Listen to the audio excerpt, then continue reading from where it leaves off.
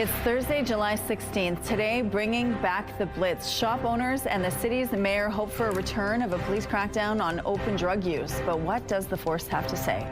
Also today, AC disparity. Amid a summer heat wave, family members decry a lack of relief in some local care homes and the fallout as the Manitoba Hospital closes its doors after the air conditioning fails.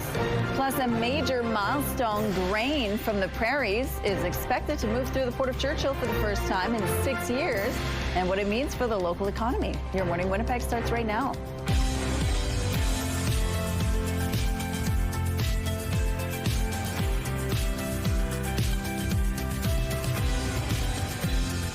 Good morning, Manitoba. Happy Thursday to you. Thank you so much for being with us here on Your Morning Winnipeg. We have Ainsley hanging out at the Mood Disorders Association of Manitoba. They offer a lot of great programs in the summertime for kids who might be struggling with their mental health or their depression, or they're feeling lonely and they want to make connections, and they're called MAD camps. And Ainsley's going to tell us all about it and introduce us as well to some of the kids that are taking part and tell us a few more details on the benefits of it as well. But yesterday, for the first time in a couple of days, I went for a nice walk. The heat didn't make me melt. It was great. Did you get hit with any rain at all on your walk? Just a little bit before I left, but nothing insane. That was the case throughout a lot of the day and a lot of the city. It was kind of hanging over us. Rain would fall in little fits and starts, little bursts, but nothing substantial. But today, definitely not the case. We have a much stronger chance of getting quite soggy out there. Currently, it's 20 degrees, still very overcast. Winds are out of the east this hour, light at 9 kilometers per hour. Pressure is falling, humidity sitting at 81%. So yes, you can see the reason for all of this. This is the same low pressure system that was really hovering in and around the Brandon and Dauphin area yesterday, and we started to see the early signs of it with those scattered showers. But it's set to push further into our region today, bringing a good chance of rain and thunderstorm activities. Meanwhile, most of the heat warnings have lifted through the province, with the exception of the Lynn Lake, Leaf Rapids area. The rest of these areas in white, still ongoing air quality issues due to those smoke, the wildfire smoke rather, from those ongoing blazes that have been on for a number of days. And unfortunately, with this heat, it's not doing much to help, and not a ton of substantial rain in the forecast. A little bit, but not enough. Let's talk about the system once again. So you can kind of see it there, kind of. It's hard to miss, lighting up our radar like a Christmas tree. As the day progresses, it does continue to push out of the southeast corner. With it, it'll continue overnight for us. Meanwhile, this system is bringing a slight chance of rain to the northwest today, but then increasing overnight and pushing even further to the east, so could be getting rainy for you as well. Looking into early tomorrow, a couple of little scattered disturbances, but for the most part, we're starting to clear up just in time for the weekend. Our temperatures took a bit of a dive yesterday, and we'll continue that today. 25 degrees, but we heat up again with that sunshine reemerging tomorrow. Thank you, Catherine. Businesses in the West End say violence and crime are plaguing their neighborhood. They're calling for urgent action. In an open letter, the businesses say a 10-day crackdown by police on open drug use made a difference, and they want it to continue. CTV's Jeff Keel explains. At the Just Like New to You thrift shop on Portage Avenue, staff have to stay alert. Oh, it's been a crazy one. We've had probably 6 or 7 individuals come in, try to steal. Some got away. It's been really a tough day. Shop president Susan Lockhart says over the last few months, an increase in crime has impacted the businesses in the area. We're taking the brunt of this right now.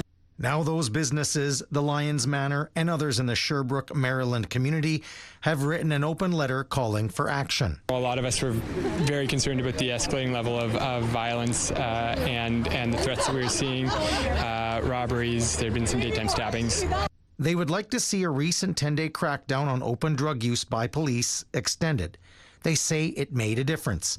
Mayor Scott Gillingham agrees. He'd like to see the enforcement again. I've been door knocking over this week and some of the evenings, and a lot of people have expressed their appreciation for the Winnipeg Police Service and the crackdown on open illegal drug use. But it's unclear if the blitz will continue or if police will release the results of the week-and-a-half-long operation. In a statement to CTV News, Winnipeg Police say they are in the process of reviewing the operational outcomes and community impacts, as well as feedback. No final decisions have been made regarding reporting, future activities, or the release of results. We will provide an update once that process is complete. Any information that could be provided, I think, would be welcome. After the sweep became public, a number of outreach groups raised concerns the crackdown did more harm than good for vulnerable people struggling with addictions and homelessness. The mayor disagrees. We can do both. We can be compassionate to people who are struggling with addictions, at the same time uphold the law. Jeff Keel, CTV News, Winnipeg. When police announced the sweep, they did provide stats for the first 2 days of the operation. It said there were 100 interactions with people using drugs and 25 arrests. A Manitoba campground is being forced to close for the season after being walloped by storms. To happen twice in 1 year is crazy. Assisipi Beach and Campground near Inglis is nestled along the Shell River. After heavy rains in June and July, that river doubled in size and overflowed its banks. As a result, the campground estimates it has lost around 120 feet of land to flooding, at least 14 of its campsites and a deck. Sand also covers large areas, including a wading pool, play structures, beach huts, and more. Campground owner Karen Korluk is now waiting for the land to dry out so she can clean up and see what's left to rebuild. I'm not going to put sites back down by the river, that's for sure, because there's really nowhere to put it. Because we had a parking area, we had ball games, so you could have campers and you could have parking, but now I'm not sure what we'll have left there. Flooding also washed out nearby roads, exposing the pillars under the Highway 83 bridge. That highway remains closed. Gorluk is itching to rebuild so the campground can open next summer, but says her insurance doesn't cover the flooding or loss of revenue. So she's hoping to get help from the province's Disaster Financial Assistance Program. There has been lots of reaction to that train traveling near Armstrong, Ontario that was surrounded by a wall of flames. The union representing the train's crew is sounding the alarm. Okay, y'all need to hurry up here. Like, seriously, we're encased in flames now. Many things can go wrong in a situation like that. And that's why, as the union represent those engineers and conductors, those who are operating the trains, we're more than concerned right now. We will get to the bottom of this, that's for sure. The train was supporting evacuees from Armstrong when it was overtaken by fire. Everyone managed to escape and no one was hurt. But the union says CN should never have sent a train down those lines. The Teamsters Canada Rail Conference is commending the crew's professionalism and quick response, saying the team's actions saved lives. CN has now suspended rail operations in that area. Armstrong is one of 6 communities under mandatory evacuations due to the wildfires. About 250 people live in the community, roughly 250 kilometers north of Thunder Bay. If you have to travel with WestJet, there could soon be a disruption, with flight attendants voting in favor of a strike. We're the second largest carrier in Canada, and yet somehow WestJet flight attendants are amongst the lowest paid. Thousands of WestJet flight attendants could strike as early as August 2nd. Their union says its members are more than 99% in favor of strike action following 11 months of negotiations with WestJet. One of the main issues is over what the union says is unpaid hours. Flight attendants don't get paid until the doors of the aircraft close. The airline says their hourly wage is created to compensate that work. Experts say up to 75,000 passengers fly with WestJet every day, and a strike would have a major impact on travelers. Travel agents suggest coming up with a backup plan ready early to avoid possible disruptions. Argentina is back in the World Cup final after another comeback win. Oh, this one's on target. It was England who scored first, but Argentina kept threatening until they equalized in the 84th minute. Their relentless attack continued, and in stoppage time, they scored the go-ahead goal. Messi assisted on both goals in the 2-1 win over England. Argentina now gets a chance to repeat, taking on Spain in Sunday's final. For England fans, it was more heartbreak.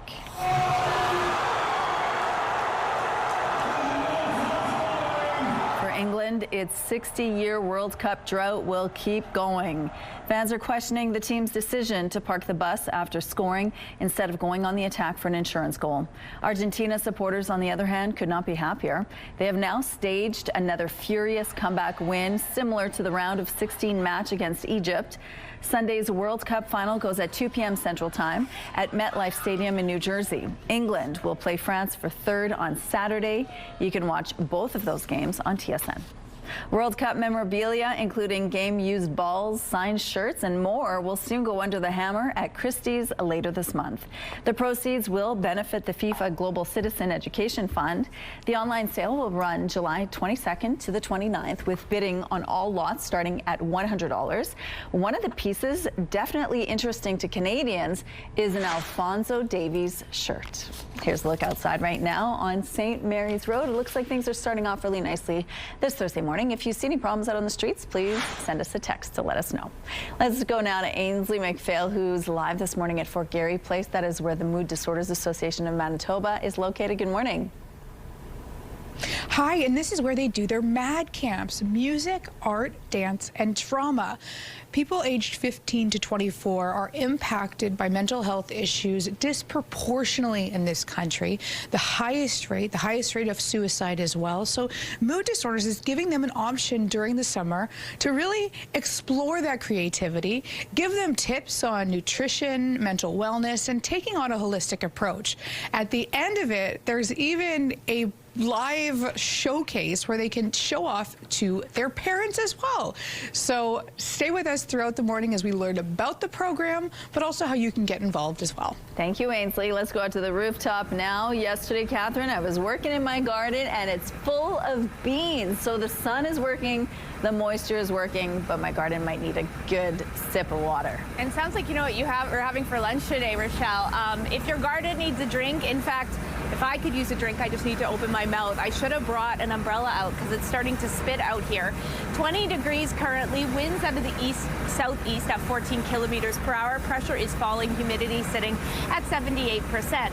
So let's start in the north for a change. Still some ongoing air quality warnings in effect in and around the Lynn Lake area. It almost looks like an L shape over the northwest corner, moving into central parts. The reason for that, we know those ongoing wildfires looking to continue to grade that air quality with all that smoke. Meanwhile, a system pushing in over from the west brings a 30% chance of rain and thunderstorms to the Paw area. Rain very much needed in that wildfire fight, and then that shifts further into the east overnight, intensifying that chance of rain. Different story for us. That chance of rain is all but assured, 60% by Environment and Climate Change Canada. For all of southern Manitoba, rain and thunderstorms expected throughout the day and evening. Highs today all throughout in the mid to low 20s. We're going to take a break. I'm going to go dry off, but stay with us. We've got so much more CTV Your Morning Live still to come. Weather is brought to you by ABC Fire and Safety, your CO2 refill store. As hot and humid temperatures across much of the province continue, a lack of air conditioning raises the stakes in healthcare settings. Residents at several Winnipeg personal care homes are suffering with no end in sight. This comes as one hospital in southern Manitoba is closed indefinitely until its AC is fixed. CTV's Joseph Bernacki reports. Debbie Dalt came to St. Anne Hospital to get lab work with her daughter Wednesday, only to find it was closed. It's an older hospital. I don't know how well it's maintained, so yeah, it's not very good when the air conditioner goes. On Monday, the Southern Health Santé Sud region said the hospital was closed after the AC went down. A spokesperson on Wednesday says the hospital may open next week after an inspection and testing is done. We currently are exhausting every resource we possibly can to be able to remedy the situation. Existing patients were transferred to hospitals in Steinbach and the Morton-Winkler area. Meantime, it's a challenge for Dalt. She doesn't drive, and her daughter has to come in from Winnipeg to drive her to appointments here. If you don't drive, it's hard to get to somewhere else. Like either you have to go to Winnipeg or you have to go to Steinbach, or you even have to go further. People around here, they like this hospital because it's so convenient. 3 Winnipeg area personal care homes are currently without air: Donwood Manor, Pembina Place, and Middlechurch. Lydia Danilis' grandfather is a Middlechurch resident, and she discovered him in a terrible state. I found him very limp, shirtless, very fatigued, not having any kind of additional fan or ventilation in his room. Health experts say the longer facilities go without air, the greater the risk of heat illnesses, especially for vulnerable people like seniors. It's more difficult for a person with cognitive challenges to perceive that they're not feeling well and then to act on it. Joseph Bernacki, CTV News, Winnipeg. We reached out to Winnipeg Regional Health Authority but have not heard back. Meantime, a statement from Uzuma Azaguera, the Minister of Health, Seniors and Long-Term Care, says, in part, every available tool must be used by these facilities to keep residents cool while cooling system failures are addressed as quickly as possible. Thick, hazy smoke continues to linger over much of Ontario today, with orange level warnings still in place. Lungs right now, just talking to you, you can feel that heaviness. You could see it. Like, where's this hot weather we're talking about? But look at the clouds. Look at this smoke. You can taste it. You can see it. It was kind of freaky. Like it was dark. Like I had to turn the lights on in my house. At one point yesterday, Toronto had the worst air quality in the world. This morning, the city is sitting in third spot, according to IQ Air. Environment Canada says during these heavy smoke conditions, everyone's health is at risk, regardless of age or health status.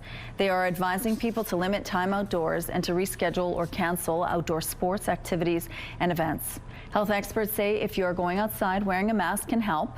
The smoky conditions are expected to persist today, with better air quality expected tomorrow. Air quality warnings are also in effect in BC, Northwest Territories, Saskatchewan, and Northern Manitoba. Keir Starmer has delivered his final Prime Minister's Questions session in the UK House of Commons. Every Prime Minister knows when they take up the torch that the day will come when they have to pass it on. That day has come for me. This is the end of my political journey. Starmer is expected to officially step down as the UK Prime Minister in the coming days. Former Mayor of Greater Manchester, Andy Burnham, is set to become Britain's next Prime Minister after securing the backing of more than 85% of MPs from the ruling Labour Party. Young people will have an easier way to keep busy this summer and maybe take up a new sport. Those between ages 6 and 18 can now golf for just $5 at any city course after 5 p.m. And for 9 holes, the cost drops to just $3. It's part of Golf Canada's Youth on Course program. So to take advantage of the deal, you'll have to become a Golf Canada member at a cost of $65. The Winnipeg Jets have locked up forward Cole Perfetti for another 5 seasons. Centering pass, Perfetti shoots and scores! Overtime goal! The two sides have agreed on a 5-year, $30 million deal carrying an average annual value of $6 million. Perfetti scored 12 goals and added 20 assists in 68 games last season.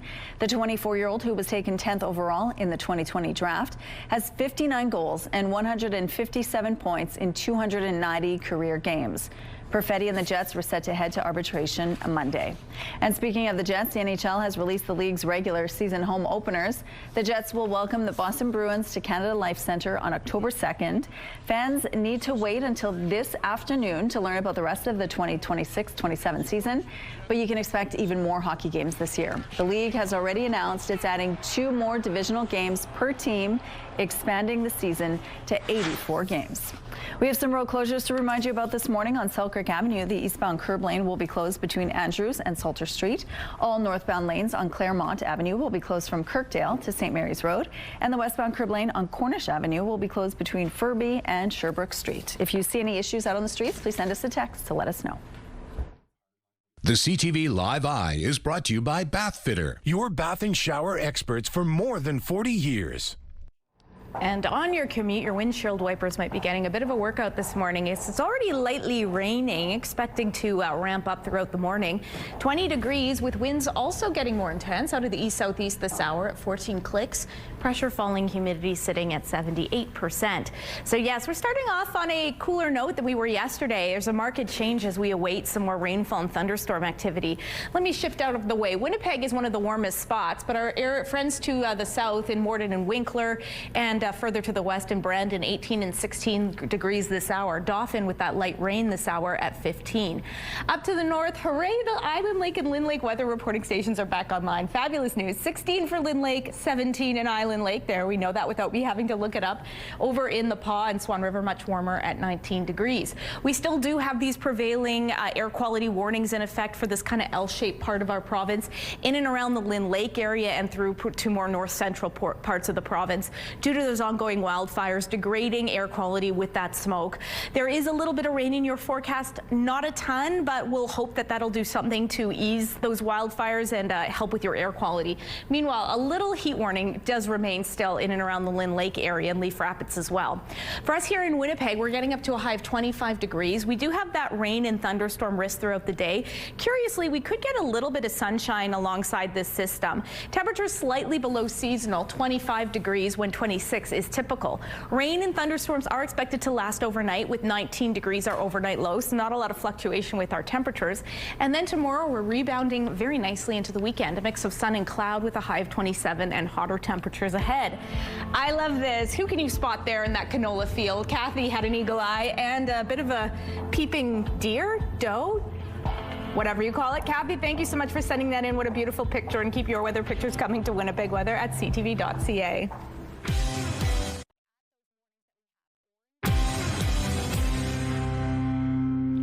Get ready to feel the beat and live the culture.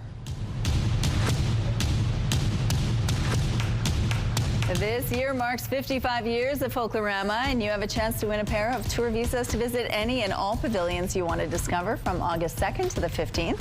Plus, 2 lucky winners will also win seats on our CTV Mystery Folklorama bus to enjoy even more food and entertainment. To enter, head to the contest page on our website, ctvwinnipeg.ca, and don't forget to enter the keyword world. Good luck. After a bumpy ride last year, there's a new surge of interest in zero-emission cars, including Chinese EVs. CTV's Geneviève Bushman got a first-hand look at some affordable options that could soon be coming to Canada. A Chinese automaker showcased its EV models at a VIP cocktail in the Port of Montreal. Dongfeng Motor Corp hopes its cars will make their way into the Canadian market next year, distributed by North World Industry. The quality is good, the price is good, and when people start to test the vehicle, say, wow, this is good. Dongfeng has earmarked 2 models, the Vigo, a mini SUV, and the Nami Box, a subcompact, both with a price tag under $35,000. It's now working through Canada's certification process. Dongfeng is eyeing a move Ottawa has pushed, the possibility of manufacturing in Canada, likely in Quebec, home to the hottest EV market in the country.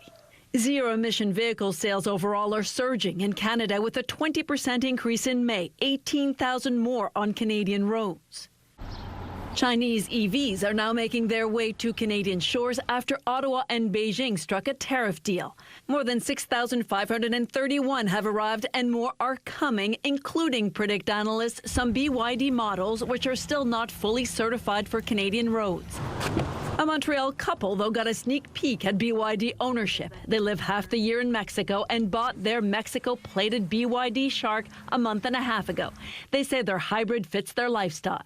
There's always an excitement about having a new brand, something different from the main auto manufacturers that we've grown up with. Cybersecurity experts have warned about national security and data privacy issues of what they say are Chinese smartphones on wheels. With all our connected lives as it stands now, I think we've kind of crossed the Rubicon on that. And some potential buyers say they hope that with more choice on the market, it will be more affordable to get behind the wheel of an EV. Geneviève Bushman, CTV News, Montreal. The goats are putting their gifts to good use to protect Edmonton's grasslands. The weeds that other livestock won't eat are actually palatable to the goats. Goats prefer to eat weeds, shrubs, and woody plants. Perfect for a city looking to keep that vegetation under control. And it's not just their eating that helps plants grow. Their hooves help loosen the soil, and they're natural creators of fertilizer. Of course they are. Here's a look outside. Looks good. We're going to take a break. We'll be right back.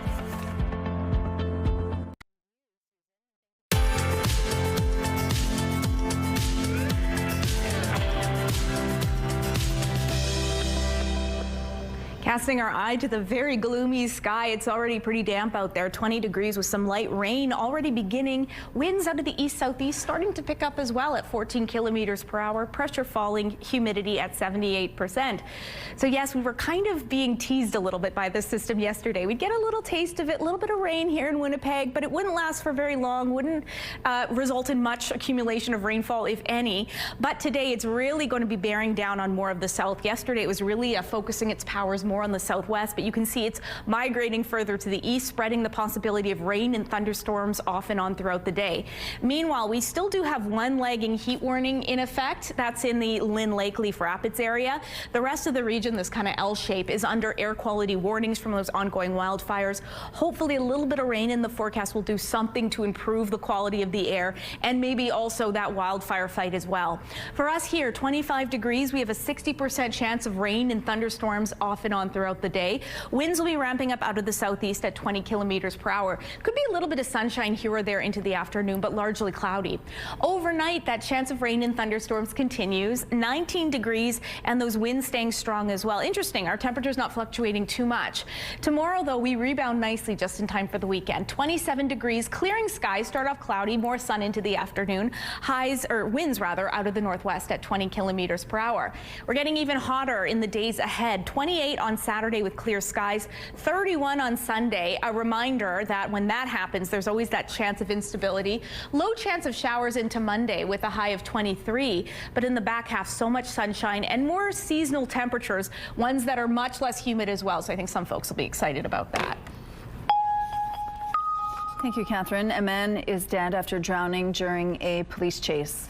Manitoba's Independent Investigation Unit says it happened Tuesday in Fisher River Cree Nation.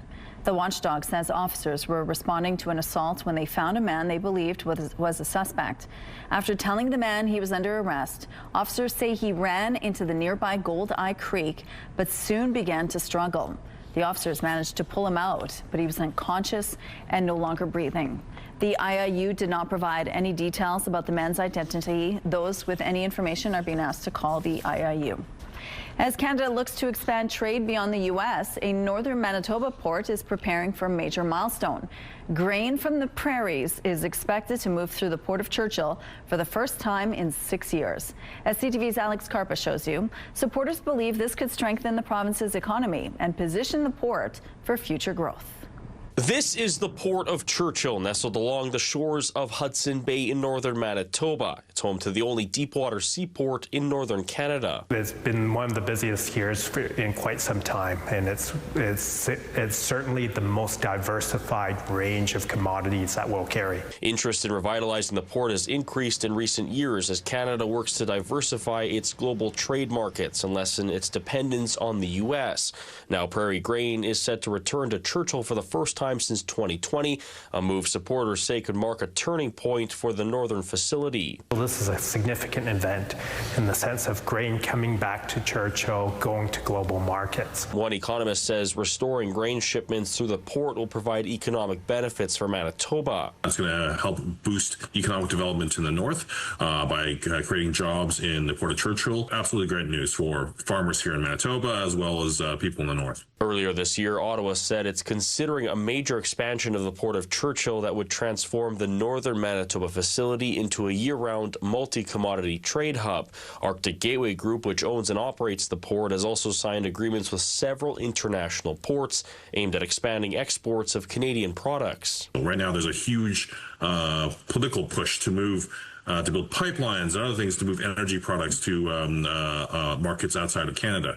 And so by showing that we can do it at the Port of Churchill, there's a potential for tremendous growth for Manitoba. Avery says this year's grain shipments represent an important first step toward making Churchill a larger player in Canada's trade network. Having trade-enabling infrastructure like the Port of Churchill is critical. Hoping the port will play a bigger role in Canada's economic strategy. Alex Carpa, CTV News, Winnipeg. The Bank of Canada is holding its key interest rate right where it was at 2.25%. The central bank expects the Canadian economy to improve despite growth that has flatlined over the past 18 months.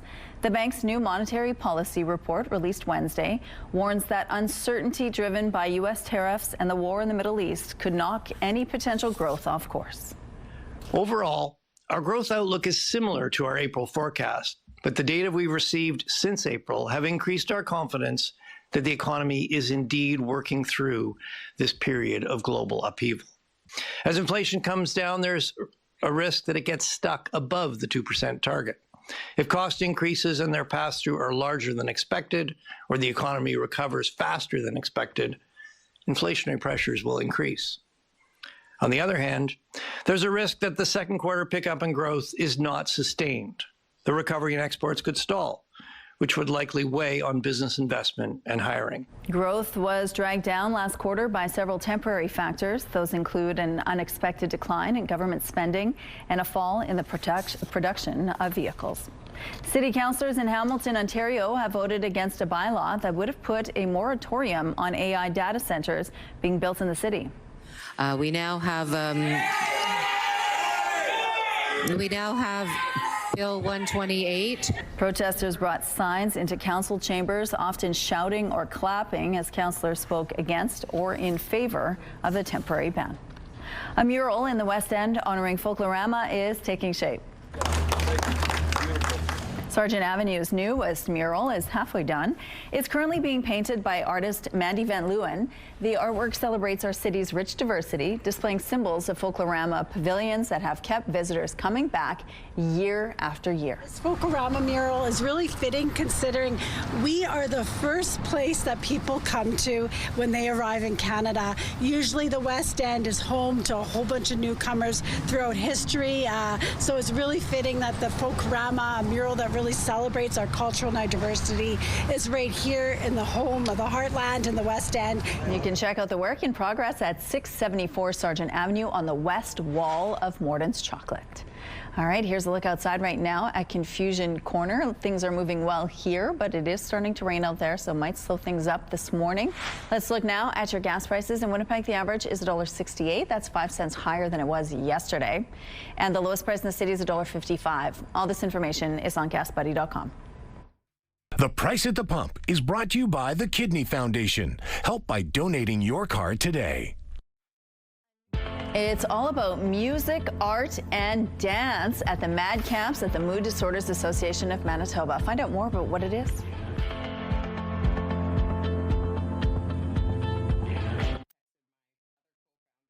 Weather is brought to you by Canadian Footwear, helping you find the perfect fit. You're going to be needing one of these today, yes, because rainfall not only falling currently in the city, likely to continue through much of the day and through much of the province. Right now we're at 20 degrees, overcast skies, rain's light currently, but I can feel it starting to intensify as we speak. Winds out of the east-southeast at 14 kilometers per hour, pressure falling, humidity at 78%. So for us here in southern Manitoba, this low pressure system that pushed in from Saskatchewan yesterday and was really concentrating its might over the southwest is starting to fan out a little bit more. We saw, stray raindrops here or there yesterday. Today, we're likely to get much more substantial, much more prolonged showers throughout the day, and maybe some instability. Thunderstorms are possible, as well as a little bit of sunshine into the afternoon here or there. Highs decent, but below seasonal, mid-20s. For us in Winnipeg, that's 25 degrees. Certain areas in the Red River Valley are maybe a few degrees warmer or cooler. Winds will be pretty strong out of the southeast at 20 kilometers per hour. Okay, we're going to head over to Ainsley McPhail now to learn about summer programming at the Mood Disorders Association.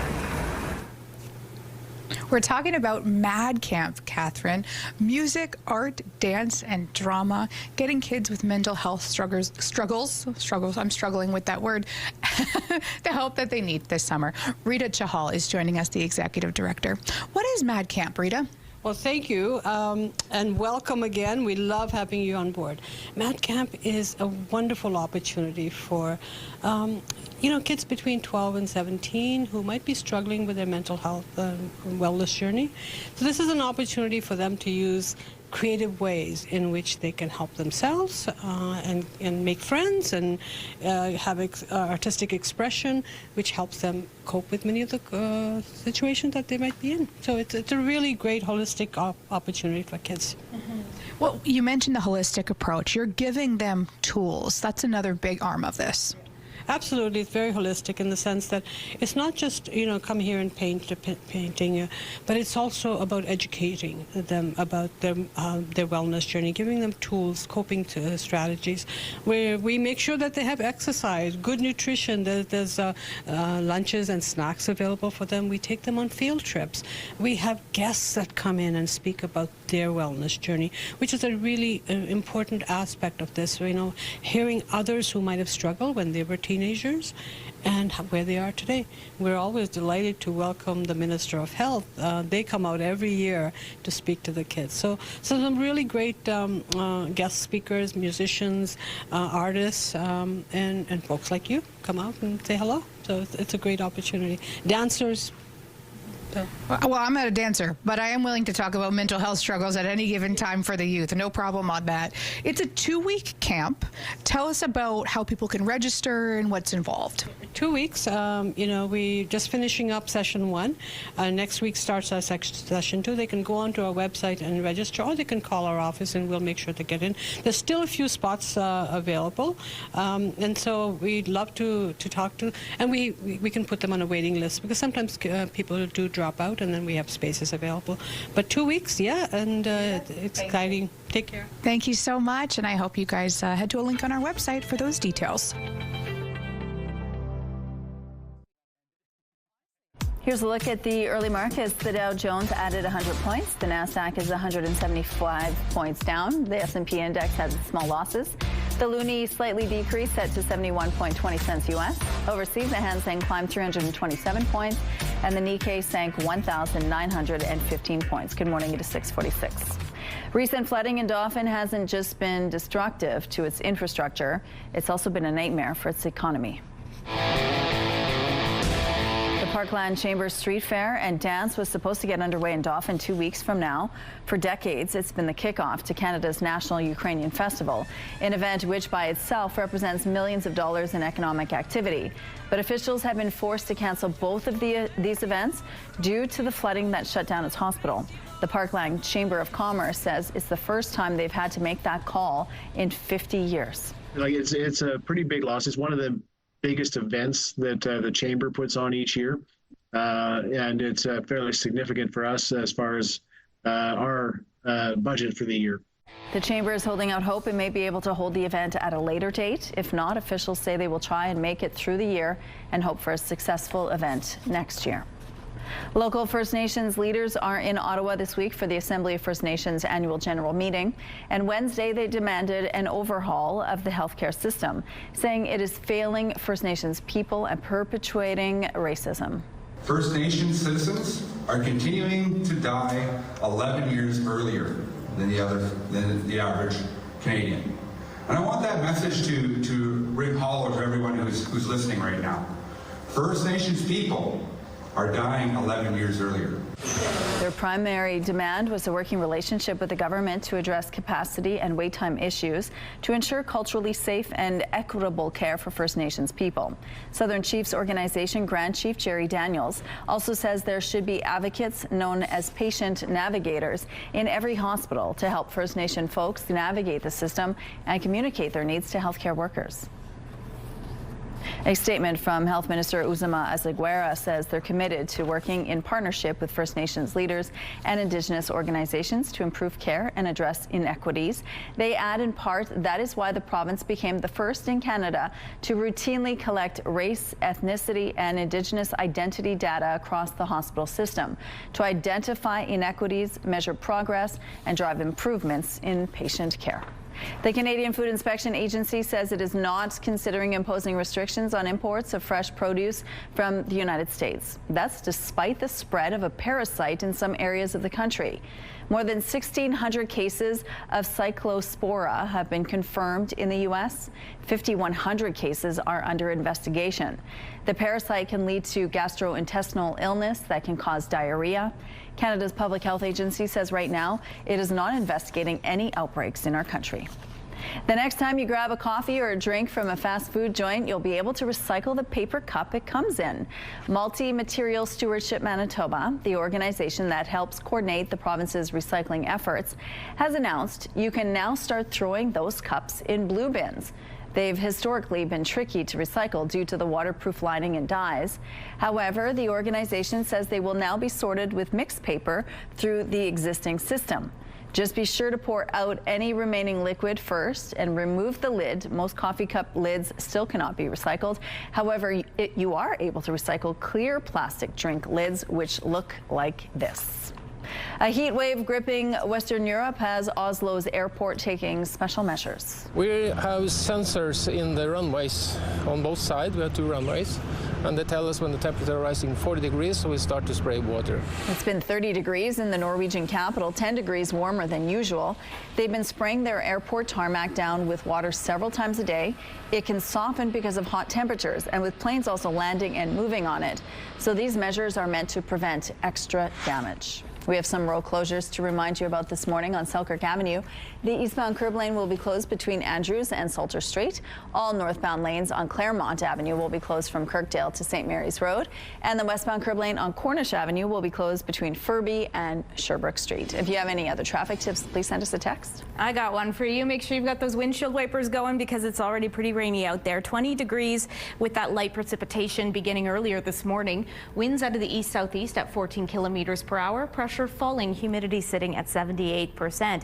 Looks to be a rainy day for us ahead and potentially a stormy one. You can see some instability wrapped in, some convective activity, rain, thunderstorms, and lightning possible. Meanwhile, to the north, there's another separate low pressure system sort of almost looping in, almost at the top of that. That's starting to push also into the northwest, bringing a slight chance of rain to that area today that ramps up overnight. I'll have details on all of that in a moment, but something else to draw your attention to in the north are these ongoing air quality warnings lit up there in white, of course, due to that wildfire smoke, and one lonely but lingering heat warning in effect in Lynn Lake in the Lake Rapids area. Temperatures there still very hot, not what you need with this wildfire fight. There is a little bit of hope for rain today and tonight, not substantial as mentioned. 30% chance in Thompson, while the rest of this region a mix of sun and cloud. Highs above seasonal once again, 27 in Thompson, 26 in Island Lake, 28 in Gillam. Still pretty chilly. Well, actually, this is a decent high for Churchill. Shouldn't say that. Your temperatures are typically a lot cooler. And then over to the northwest, a 30% chance of rain throughout the day. Maybe a little bit of thunderstorm activity in Lynn Lake, not ideal with those wildfires, but that possibility does ramp up overnight. First, though, some highs that are above seasonal again in the upper 20s, still pretty hot in that region, hence the heat warning. To the southwest, where you've been contending with this low pressure system since yesterday, it continues in your region. Rain, thunderstorms expected, maybe a touch of sunshine in Brandon and Nipoa. Same for us. While it's cloudy to start, there could be a little bit of sunshine here or there. This rain and thunderstorm activity not expected to be severe, but present nonetheless and slightly sporadic. Winds will be out of the southeast at 20 kilometers per hour. Northwestern Ontario also stormy in your neck of the woods, highs in the upper 20s and maybe some convective activity there as well. We hang on to that rain and thunderstorms overnight, and then into tomorrow we rebound and rally 27 degrees under a mix of sun and cloud. Thank you, Catherine. Let's check in now on the team at 103.1 Virgin Radio. Hi, you guys. How's it going? Good morning. Well. You? I don't know if we can fit this into just under 2 minutes. Okay. But it is upon us, everyone. One of the most legendary weekends in Winnipeg history. So we'll try and get through. We have 19 things total. We'll see what we can do. WinnipegFringe.com. Fringe Festival is on. Super Spike. Shout out Greg Pashesnik and everyone. Over 400 teams. Crushed it again. Great Outdoors Comedy Festival. ACON, everyone, is the anime convention. They are celebrating, ACON is, the anime festival, their 25th anniversary. Wow. Shout out ACON. World Cup Finals, Spain, Argentina. You can watch Boston Pizza or outdoors, True North Square. And they bumped back the start of the Sea Bears game to 5 o'clock Sunday. So you can go watch the game, then go watch the Sea Bears. They made the playoffs yesterday. That's confirmed.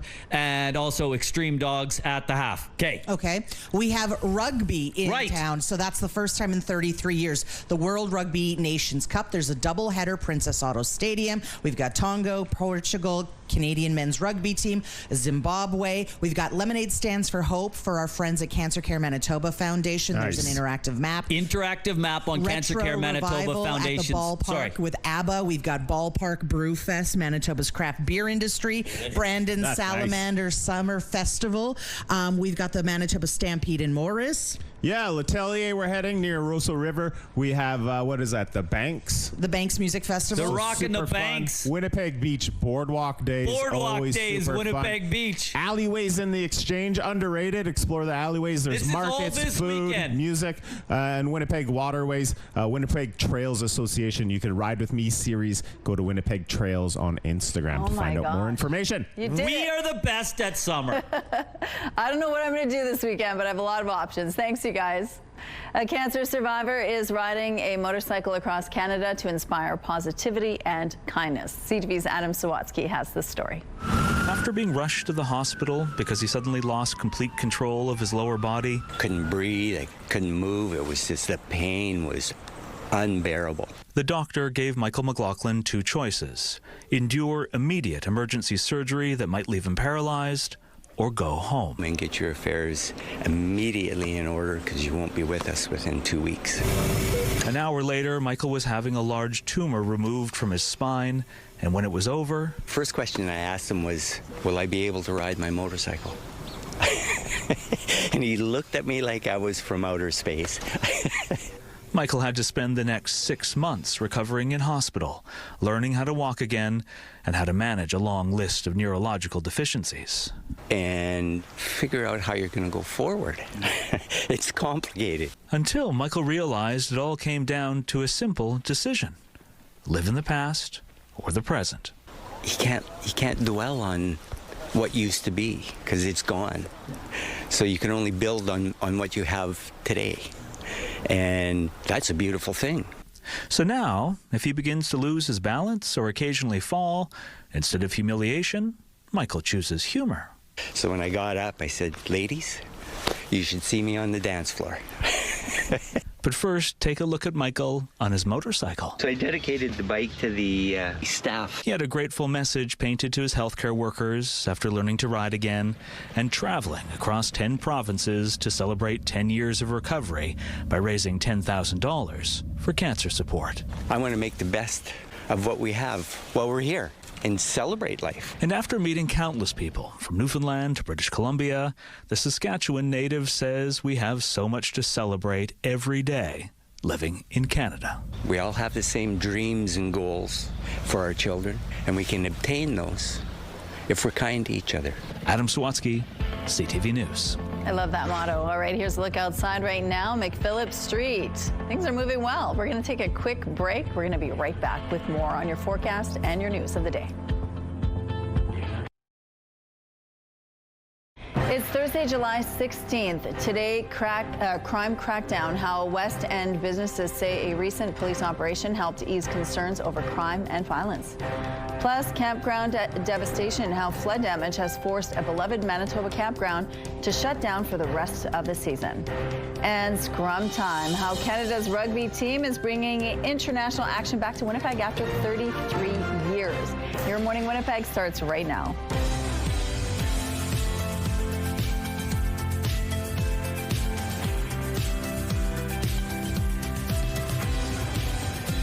Good morning. Happy Thursday. It is 7 o'clock. Thank you so much for being with us here on Your Morning Winnipeg. Now, you probably did notice the gas prices this morning have gone up since yesterday, and they're expected to continue rising with the ongoing conflict in the Middle East. So we're going to get an update on that. And then at 7:52 in our Community Connection, we're going to tell you about a group of youth. They're called Sabu's Cubs. They do some pretty cool things in their neighborhood. We're going to find out more about that. But let's talk about the weather. It is raining out there right now. Yeah, absolutely. You know what? We were kind of almost playing chicken with this same system yesterday. We got little tastes of it here or there, but it really didn't bear down on us as fully as it did that it did like our friends in the west saw. You had rain and thunderstorms throughout the day. Again, we had little sprinklings of it here in the city, but it's becoming more pronounced throughout today. 20 degrees currently, winds out of the east-southeast at 14 kilometers per hour. Again, that light rain has already begun. Barometric pressure falling, humidity sitting at 78%. So obvious to see what's causing this disturbance, this low pressure system with a good amount of thunderstorms wrapped in there. Convective activity is expected for us later on into the afternoon alongside that rain. Northern Manitoba, you also see this lagging system that's starting to push into your region. Rainfall much needed could be heading your way today, but more likely tonight. Meanwhile, also ongoing in the north, why the rain is such an important piece of this forecast is because of these ongoing air quality issues. Lit up there in white are those warnings issued by Environment and Climate Change Canada that wildfire smoke really degrades degrading air quality. With rain and hopefully a bit of a shift in winds, that'll start to improve somewhat, but for now they remain in effect. And also one stubborn and lagging heat warning in and around Lynn Lake, Leaf Rapids, around where the wildfires are, precisely where we don't want those humid temperatures. And then back to this low pressure system here. That's the one affecting us, and this is the one hopefully setting course for the northwest. Throughout the day, you start to see it clip through relatively quickly. However, we are expected to deal with it overnight. Rain and again convective activity. While this system here brings a slight chance of rainfall and thunderstorms to the northwest, and that intensifies overnight. Tomorrow, we start to clear out nicely. Some clouds, to kick off the day, sun into the afternoon. You might have felt a shift in our temperatures. You definitely did from that extreme heat. We're still sticking with that below seasonal trend at 25 degrees today, and tomorrow we're starting to rise again with the sunshine. Your weather art of the day. This one is impressive. Jessie, 10 years old, a lovely piece there. Kind of looks like a cherry blossom. You're talented, Jessie. And I know we've got other talented weather artists out there. So to submit your child's weather art of the day, we want you to visit our website, ctvnewswinnipeg.ca. Fill out the form because your art can be shown on Your Morning Winnipeg. It's also going to enter you into our monthly contest for a chance to win a $100 gift card from Crockadoodle on Kenaston and Regent. The Weather Art of the Day is brought to you by Crockadoodle Paint Your Own Pottery, now open on Regent and Kenaston. The businesses in the West End say violence and crime are plaguing their neighborhood. They're calling for urgent action. In an open letter, the businesses say a 10-day crackdown by police on open drug use made a difference, and they want it to continue. CTV's Jeff Keel explains. At the Just Like New to You thrift shop on Portage Avenue, staff have to stay alert. Oh, it's been a crazy one. We've had probably 6 or 7 individuals come in, try to steal. Some got away. It's been really a tough day. Shop president Susan Lockhart says over the last few months, an increase in crime has impacted the businesses in the area. We're taking the brunt of this right now.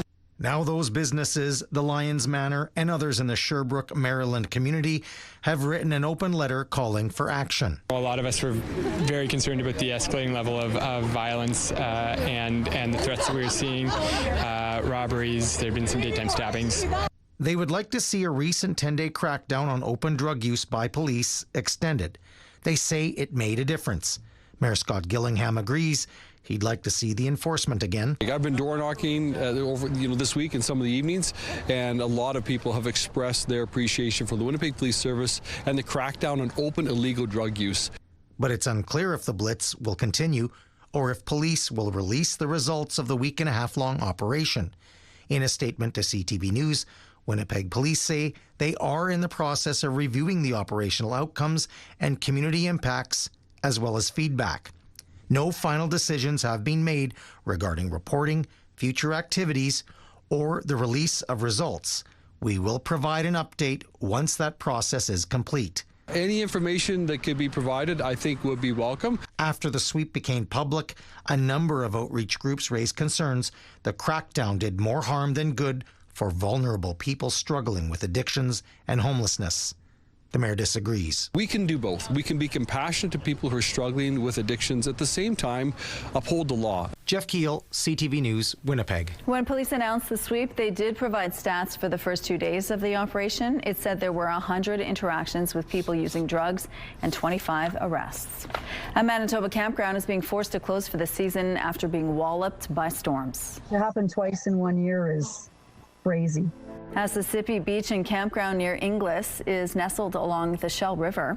After heavy rains in June and July, that river doubled in size and overflowed its banks.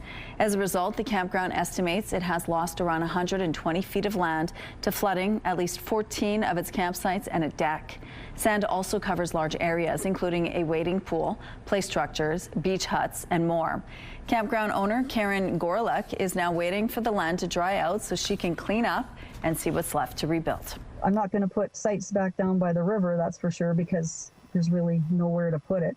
Because we had a parking area, we had ball games, so you could have campers and you could have parking, but now I'm not sure what we'll have left there. Flooding also washed out nearby roads, exposing the pillars under the Highway 83 bridge. That highway remains closed. Gorluk is itching to rebuild so the campground can open next summer, but says her insurance doesn't cover the flooding or loss of revenue. So she's hoping to get help from the province's Disaster Financial Assistance Program. Wildfires are leaving a trail of destruction in northwestern Ontario, with smoke blowing across much of the province. Unfortunately, one of our communities completely burnt down from fire, and it was very disheartening. There are nearly 150 wildfires burning in northwest Ontario, 69 of which are considered out of control. One of the hardest hit communities is Collins First Nation, which has seen significant damage to homes and buildings. The community, about 200 kilometers north of Thunder Bay, is not accessible by road, forcing many people to leave by boat. Evacuation orders remain in effect for several other First Nations. Many people who have left their homes are now in Thunder Bay, where space is quickly running out. Crews from Alberta and the Yukon have arrived to help with firefighting. Canada's national men's rugby team will hit the pitch in Winnipeg on Saturday for the first time in 33 years. We need to have all that in mind and make sure that we perform well for the supporters, and hopefully people want us as a result to come back. This week, the squad is working to improve areas that contributed to their loss in Edmonton and using the tournament as a look ahead to next year's World Cup. There's one Manitoban on the squad, Kyle Steeves. The team's head coach says Steeves has been filling them in on Winnipeg's rugby scene. We're all learning, more and more about the local rugby, which has been terrific, to get a better understanding of things. So we're looking forward to, obviously, to the game, as a result. The squad and support staff have also enjoyed some local cuisine at the Red Top Drive-In. Team Canada will play Zimbabwe in the World Rugby Nations Cup on Saturday at Princess Auto Stadium. Those details can be found on Rugby Canada's website. Taking a look now at the traffic situation along the St. James Bridge. You can see traffic volumes are picking up over here, maybe moving slowly because the streets are covered with water. Thousands of WestJet flight attendants have handed their union a strike mandate, which could lead to disruptions over the August long weekend. Turnout was 97.3% and 99.4% in favor of the mandate, which authorizes their union to enact a strike. The union has said wages, unpaid work, and working conditions remain the main sticking points. After 2 decades of resisting, Ontario is joining the Canadian Securities Administrators Passport System, an integral and long-awaited step in harmonizing regulation across the provinces and territories. The decision means businesses and investors can now access capital markets across all Canadian provinces and territories, because decisions made by one province's regulator can apply in all other Canadian jurisdictions. The second of the 3 diamond mines that have long anchored the Northwest Territories' economy is closing after its owner, Australia-based Burgundy Diamond Mines, failed to find a buyer for its Canadian subsidiary and ran out of funds to keep operating. That leaves the Gahcho Kué mine, owned by De Beers and Mountain Province, as the last diamond mine standing in the Northwest Territories, and it too is preparing to wind down in the coming years. Those are your morning business headlines. For BNN Bloomberg, I'm Roger Peterson.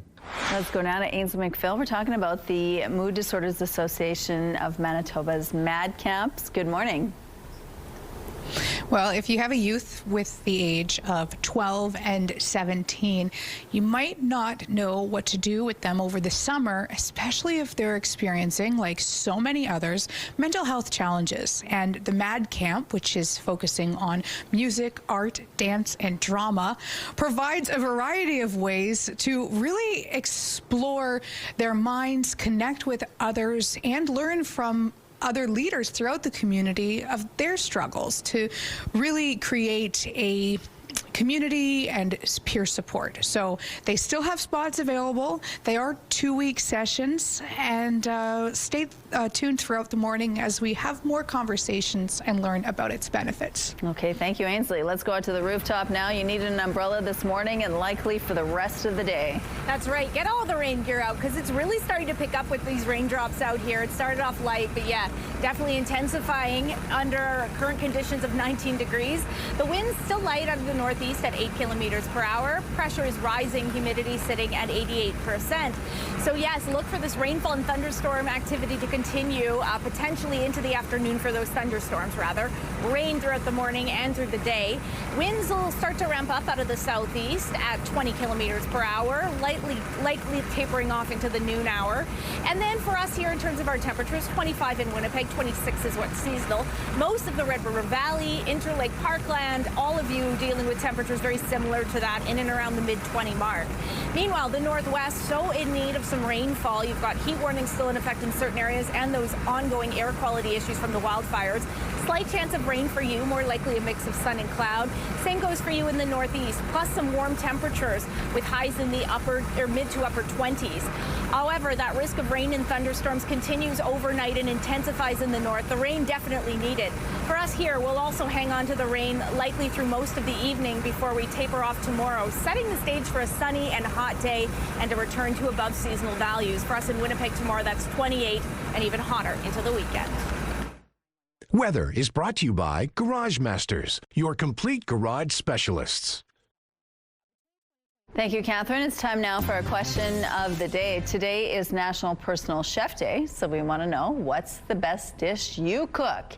You can text your answer to 10400. Make sure to follow the automated instructions so we can feature your response. And don't forget to include your name, please. Question of the day, brought to you by Provivo, Manitoba's #1 cool sculpting clinic, science-backed body contouring.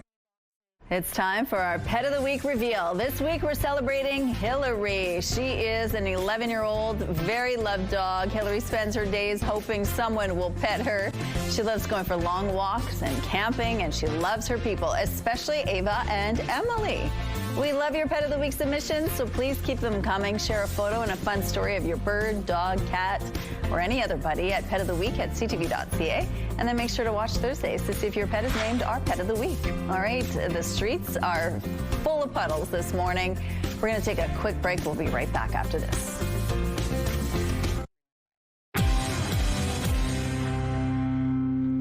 Good morning. Wild weather caused tense moments in Texas Wednesday morning when a tornado crossed a highway.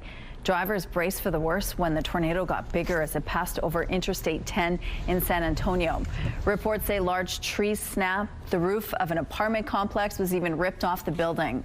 The tornado formed during severe weather across central and south Texas, including heavy rain and flash flooding. The Winnipeg Jets have locked up forward Cole Perfetti for another 5 seasons. Centering pass, Perfetti shoots and scores! Overtime goal! The two sides have agreed on a 5-year, $30 million deal carrying an average annual value of $6 million. Perfetti scored 12 goals and added 20 assists in 68 games last season. The 24-year-old, who was taken 10th overall in the 2020 draft, has 59 goals and 157 points in 290 career games. Perfetti and the Jets were set to head to arbitration Monday. And speaking of the Jets, the NHL has released the league's regular season home openers. The Jets will welcome the Boston Bruins to Canada Life Centre on October 2nd. Fans need to wait until this afternoon to learn about the rest of the 2026-27 season, but you can expect even more hockey games this year. The league has already announced it's adding 2 more divisional games per team, expanding the season to 84 games. Young people will have an easier way to keep busy this summer and maybe take up a new sport. Those between ages 6 and 18 can now golf for just $5 at any city golf course after 5 p.m. And for 9 holes, the cost drops to just $3. It's part of Golf Canada's Youth on Course program. So to take advantage of the deal, you'll have to become a Golf Canada member at a cost of $65. This developer went from playing Nintendo games to creating one. I've always wanted to make a Nintendo game ever since I was like 3 years old. It wasn't until I got older that I learned that, hey, like, this is a thing that people can actually do. Trevor from Nova Scotia is a software developer who spends his hours away from work making video games. Superstar Strategy is his latest work, inspired by the retro games he played as a child. The game is Trevor's first commercial release. It will make its debut on the Nintendo Switch in September. That's cool. Here's a look at what's happening now in traffic along Donald Street. Things are picking up in this part of the city, as you can see. If you encounter any problems out there, please let us know. Traffic is brought to you by Curtis Carpets, Manitoba's flooring experts. Former President Joe Biden plans to publish his memoir this fall. It's called Promise Me America. Little, Brown and Company says the book is set for release November 17th and will cover topics from the economy to Biden's decision not to seek re-election. Biden describes the book as a reflection on national challenges and his faith in America. The release comes 2 weeks after Election Day, which may concern some Democrats as they seek to regain control of Congress. Biden's health and his decision to step down are expected to be key topics. Get your popcorn ready. Winnipeg, the Big Top is back.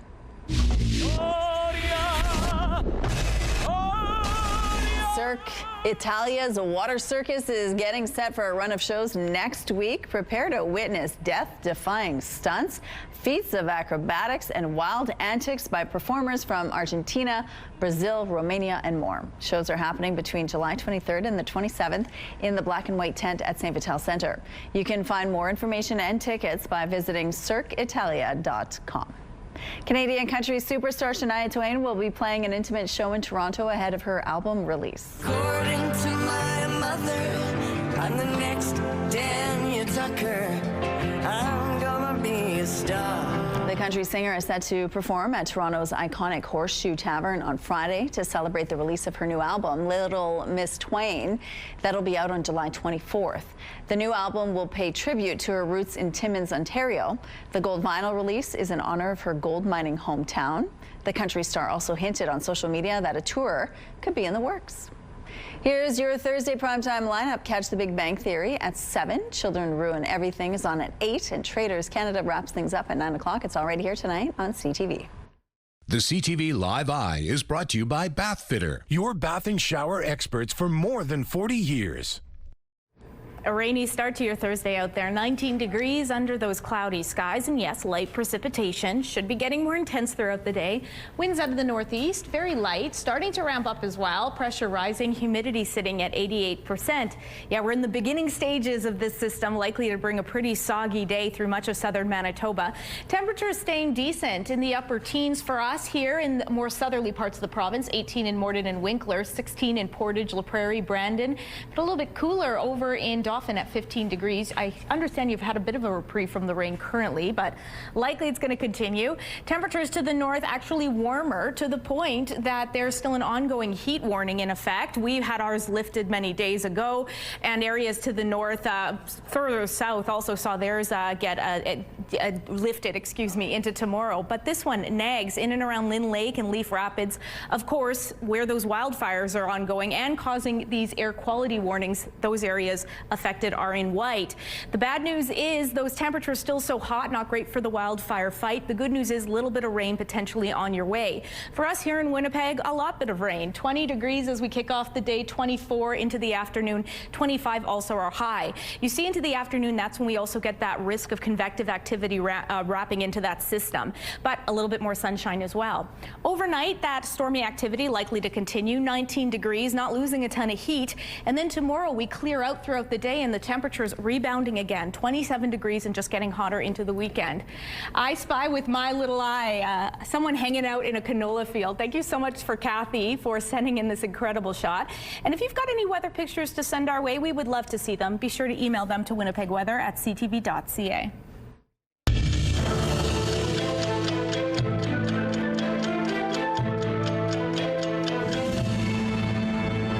July 16th, 1945.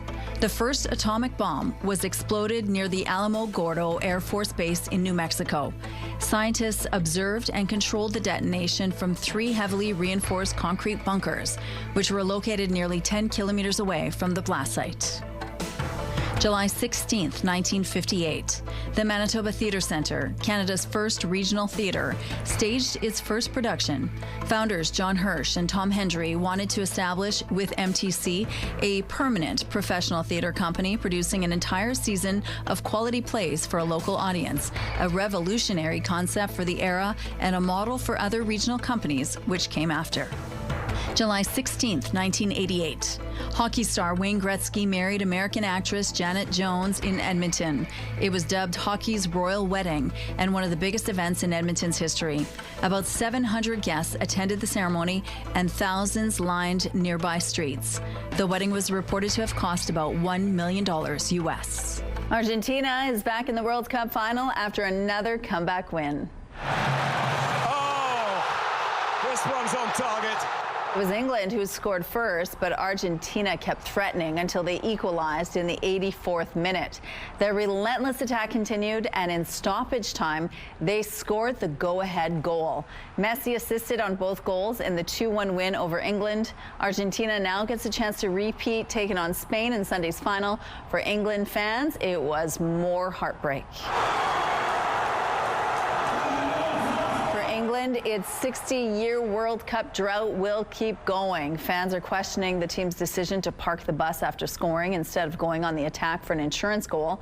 Argentina supporters, on the other hand, could not be happier. They have now staged another furious comeback win, similar to the round of 16 match against Egypt. Sunday's World Cup final goes at 2 p.m. Central Time at MetLife Stadium in New Jersey. England will play France for third on Saturday. You can watch both of those games on TSN. For all those who play team sports, check out this contest. Tell us your most memorable Fun Team moment. Attach a picture and you will be entered to win a $100 Chicken Chef gift card with draws every week. Plus your picture and your story could be featured on our show. Your team memory could be about a great play, exciting wins or losses, or just fun antics. All those things that make memorable moments and show your team spirit. To enter, head to the contest page on our website, ctvwinnipeg.ca, and fill out the form with your answer and your picture. Good luck. Your Manitoba Sports Team moment brought to you by Chicken Chef, where memories are made. Coming up, Ainsley is live with the Mood Disorders Association of Manitoba. They're getting ready for MAD Camp. Stay with us for more. For youth who are maybe struggling with their mental health right now, there are places they can go, including MAD camps. Good morning. Yeah, we're at the Mood Disorders Association of Manitoba. One of the counselors is joining me, Jez Torres. And it's so good to have a mentor like you, a counselor at MAD Camp. What are the kids doing? They're doing lots of projects, I guess. They're keeping pretty busy. We've got a few people who are working on a musical performance, which is kind of exciting. And we've got some who are doing dramatic performance, which I'm really excited to see. They're not really letting us in the room to get a preview, so I am looking forward to that. It's going to be a surprise. Good one, hopefully, but they're good. They're good kids, so I'm not too worried about it. Well, and I'm sure they are.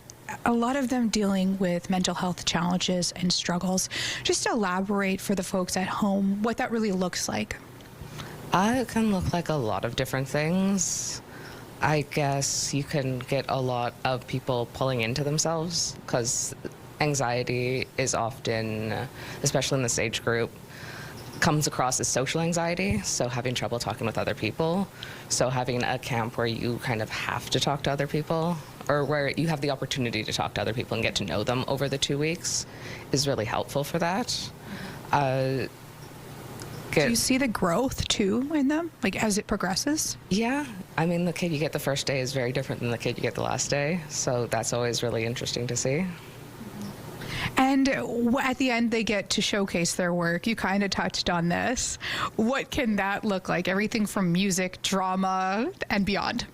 Yeah, last year we had someone who put up a digital art display. So they set up their iPad, I think, so that it would show all the digital art they worked on over the camp, and you could just kind of go through it. Yeah, we just have the art stuff kind of lying around so people can see it and just do kind of a low pressure thing, because a lot of the kids are like, oh, I'm not sure I want to do something in front of people, but it gives them an opportunity to kind of still show off what they did. And that's fair. Thank you so much. These are 2-week camps, and they are still taking some people on as well. Head to a link on the website for more details. Okay, thank you. And taking a look outside today, it's a rainy day, and it's going to be like that for the whole day. Yeah, I personally really like a rainy day. It's a good reset. The thing I don't love is the thunderstorm activity can be so destructive. And of course, we only like the rainfall when it's in healthy amounts. We've been burned by some very scary amounts. Today doesn't look to be that. That's the good news. 19 degrees, light rain currently, starting to increase in intensity. Winds out of the northeast at 8 kilometers per hour. Pressure is rising. Humidity sitting at 88%. Would also be good to see some rain in the north where wildfires continue to burn. You can see there is a system heading in that direction to likely later on today, maybe overnight. For us here, though, it's on our doorsteps, if not in our homes already, depending on where you're at. We know it began yesterday in the southwest, and it continues to really spread out. So more pronounced and prolonged rain and thunderstorms into the afternoon expected throughout Winnipeg, the surrounding Red River Valley, and really through the Parkland, Interlake as well. In terms of the north, we talked about that wildfire fight. There still are those air quality warnings for those areas in white, and one lingering heat warning in and around Lynn Lake and Leaf Rapids. Temperatures in that stretch still very much humid and above seasonal. We've had a marked break from this cold front that moved in. Temperatures at 25 degrees without that really rough humidity. 26 is more of a typical high. Winds out of the southeast at 20 kilometers per hour. Overnight tonight, we're likely to stick with that rain and thunderstorm activity. 19 degrees and those winds out of the southeast at 20 kilometers per hour. And then tomorrow, things perk up nicely in times for the weekends. Cloudy into the morning and then clearing into the afternoon, a high of 27 degrees with northwesterly winds at 20 clicks. From there, we are getting even hotter. 28 on Saturday, lots of sunshine. Sunday looking steamy at 31 degrees. Thank you, Catherine. Thompson RCMP are still searching for a missing 21-year-old woman. Mounties say Hannah Sigurdsson was first reported missing on the morning of June 26th from an address on Deerwood Drive in Thompson. She had been staying in Winnipeg prior to that date, but was expected to return to Thompson by bus on June 24th. She did not show up as expected. Police say she's believed to still be in Winnipeg. Sigurdsson is described as 5 feet 6 inches tall, 140 pounds, with brown hair and green eyes. No clothing description was provided. If anyone has any information on the whereabouts of Hannah Sigurdsson, please contact the Thompson RCMP at 204-677-6909 or Crime Stoppers. A hospital in one southern Manitoba community is temporarily closed, awaiting repairs to its air conditioning system, as while similar circumstances are affecting some Winnipeg personal care homes.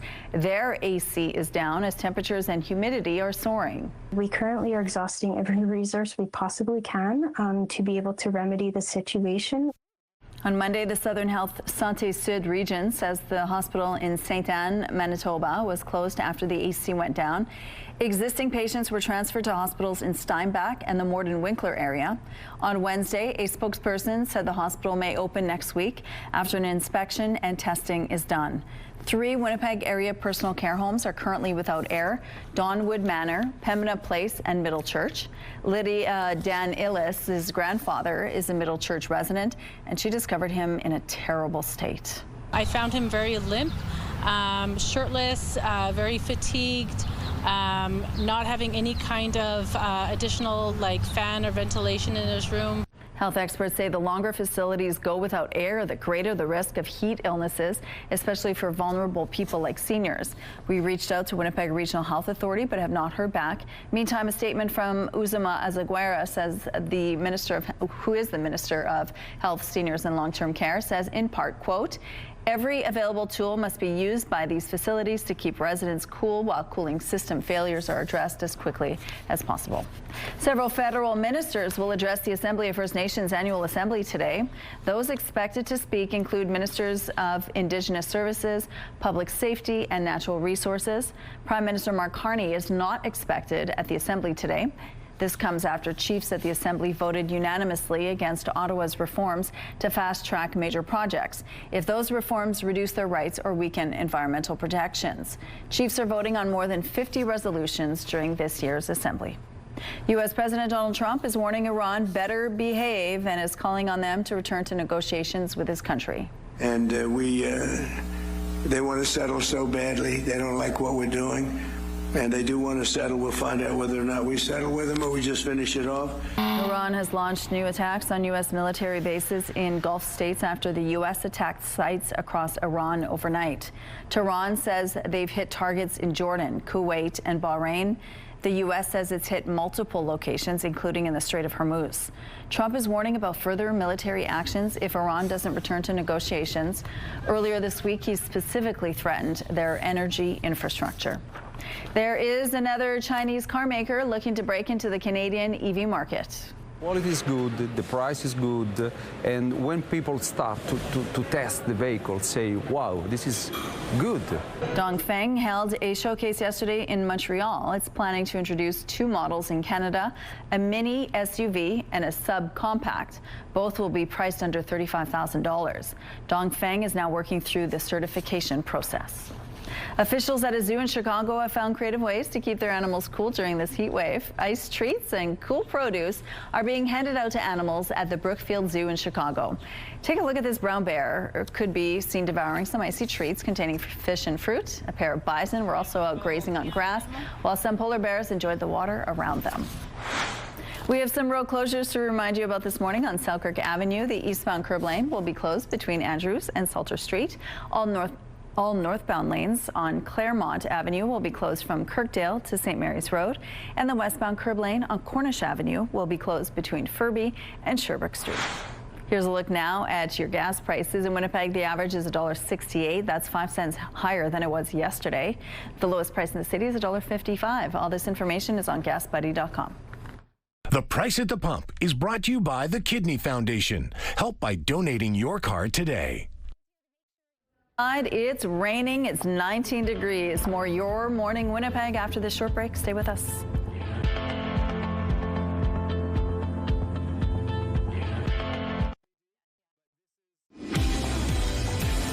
A gloomy and soggy start to the day out there. 19 degrees, light rain quickly becoming much more intense. Winds out of the northeast, light as well. Pressure rising, humidity sitting at 88%. Yeah, this is just getting started, this system that's been kind of lingering on our doorstep for the last day. You saw some stray raindrops here or there yesterday throughout Winnipeg, but really today is when that system's going to bear down on us. You can see it tracking in pretty quickly. Along with it, some convective activity, so maybe some thunderstorms into the afternoon.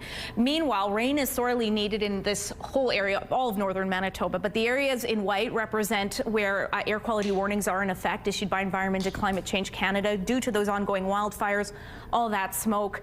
We're hoping to see some rain today and potentially overnight as well. That could help. Meanwhile, one heat warning lone there that's still lingering in Lynn Lake and Leaf Rapids, as temperatures in this area still very hot, hotter than we're going to see here, and above seasonal for sure. 27 degrees in Thompson, a low chance of rain, maybe about a 30% chance. The rest of this stretch, a mix of sun and cloud, and those hot highs into the upper 20s. Northwestern Manitoba, as mentioned, a slight chance of rain, maybe thunderstorms in Lynn Lake, which we don't want because that's in and around where the wildfires are, so convective activity not helpful. However, the chance does increase overnight, so hopefully a good helping of rain will help things. For us here in the southwest, or for our friends in the southwest, you've had this rain and thunderstorms kind of dogging you for the last day or so. Look for it to continue today, maybe a bit of sunshine thrown in into the afternoon hours. Same goes for us, mostly cloudy skies, but pockets of sunshine potentially. Rain off and on, thunderstorms potentially as well. Northwestern Ontario, much the same. Rain, thunderstorm activity. I'm a broken record. Temperatures there a bit warmer in the upper 20s. For us overnight, the rain and thunderstorms likely to continue and taper off before morning. Temperatures not dipping too much to 19 degrees, and that's because tomorrow we're back above seasonal. 27 degrees with so much sunshine on the way, and the weekend it is up and away. Humid, hot, lots of sunshine to enjoy as well. Thank you, Catherine. Research shows that art can sometimes help someone who are struggling with their mental health, and Ainsley, you're going to tell us more about that. I couldn't agree more, Rochelle. My way of coping is adult coloring books and inappropriate jokes. So we all have our special art that we use to cope with our mood disorders. Now, we're at Mad Camp, where youth are able to do just that. We've got some amazing examples in front of me. Jess Torres, a counselor here, is joining me once again. So this is just one example, but what other art do you have the kids doing? They do all sorts of art. They were doing some rock painting. One of the kids got really into it, and we had to go out and get more rocks at a certain point because they were just like, when they got really into an art project, they would just sit there and do it for like 2 days straight, right? And I mean, it's nice to see that people are enjoying the projects that they do. We've got one kid who's working on an embroidery project, and they like went hardcore on it. They're like doing 2 strands and like delicate detailed work, and it's just like, it's amazing the kind of stuff that they can get up to. What do you think it is about art, doesn't matter the medium of it, that helps people with their mental health?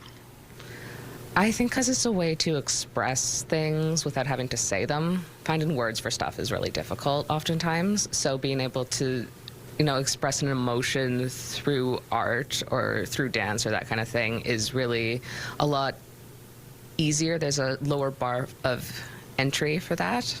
So being able to just be like, here's a painting that's all black with like a little star in the corner, and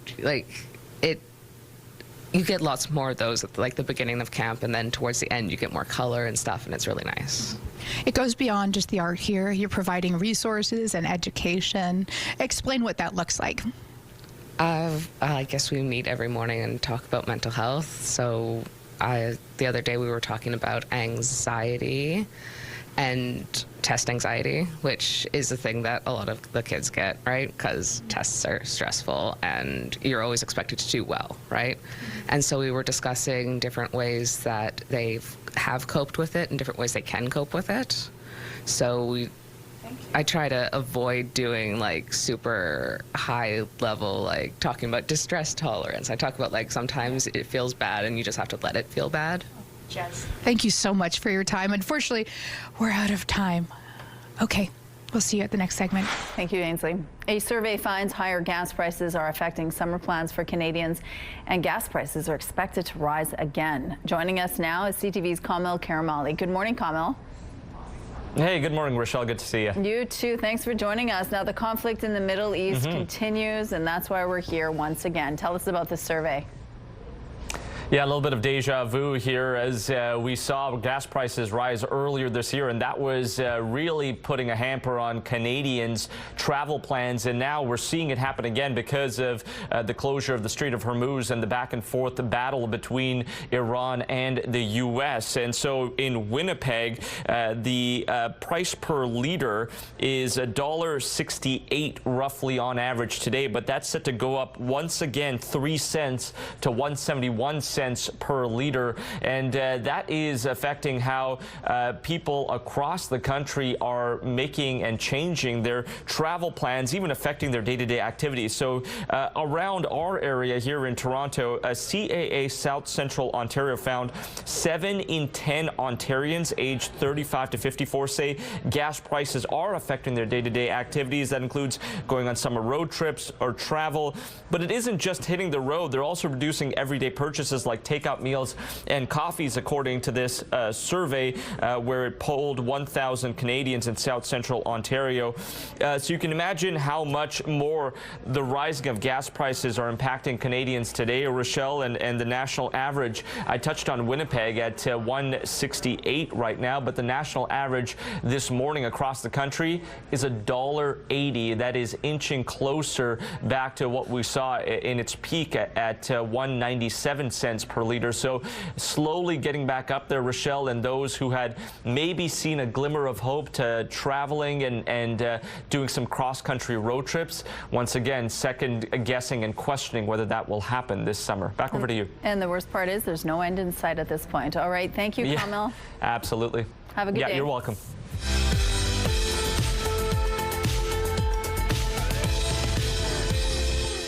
Celebrating a milestone today. A very happy birthday to Mama Leonie with much love from your daughter. Happy 5th birthday, Rowan, with love from your sister Scarlett, Mommy and Daddy, and family and friends. Happy 16th birthday, Kaya, love from Mama Karen and Tata. Wishing Michelle a happy 55th birthday with love from husband Kevin. And a happy 60th anniversary to Jim and Sharon, love from Rose and Bud and all your family. To submit your milestone, visit our website, ctvnewswinnipeg.ca, and fill out the form at least 2 days in advance.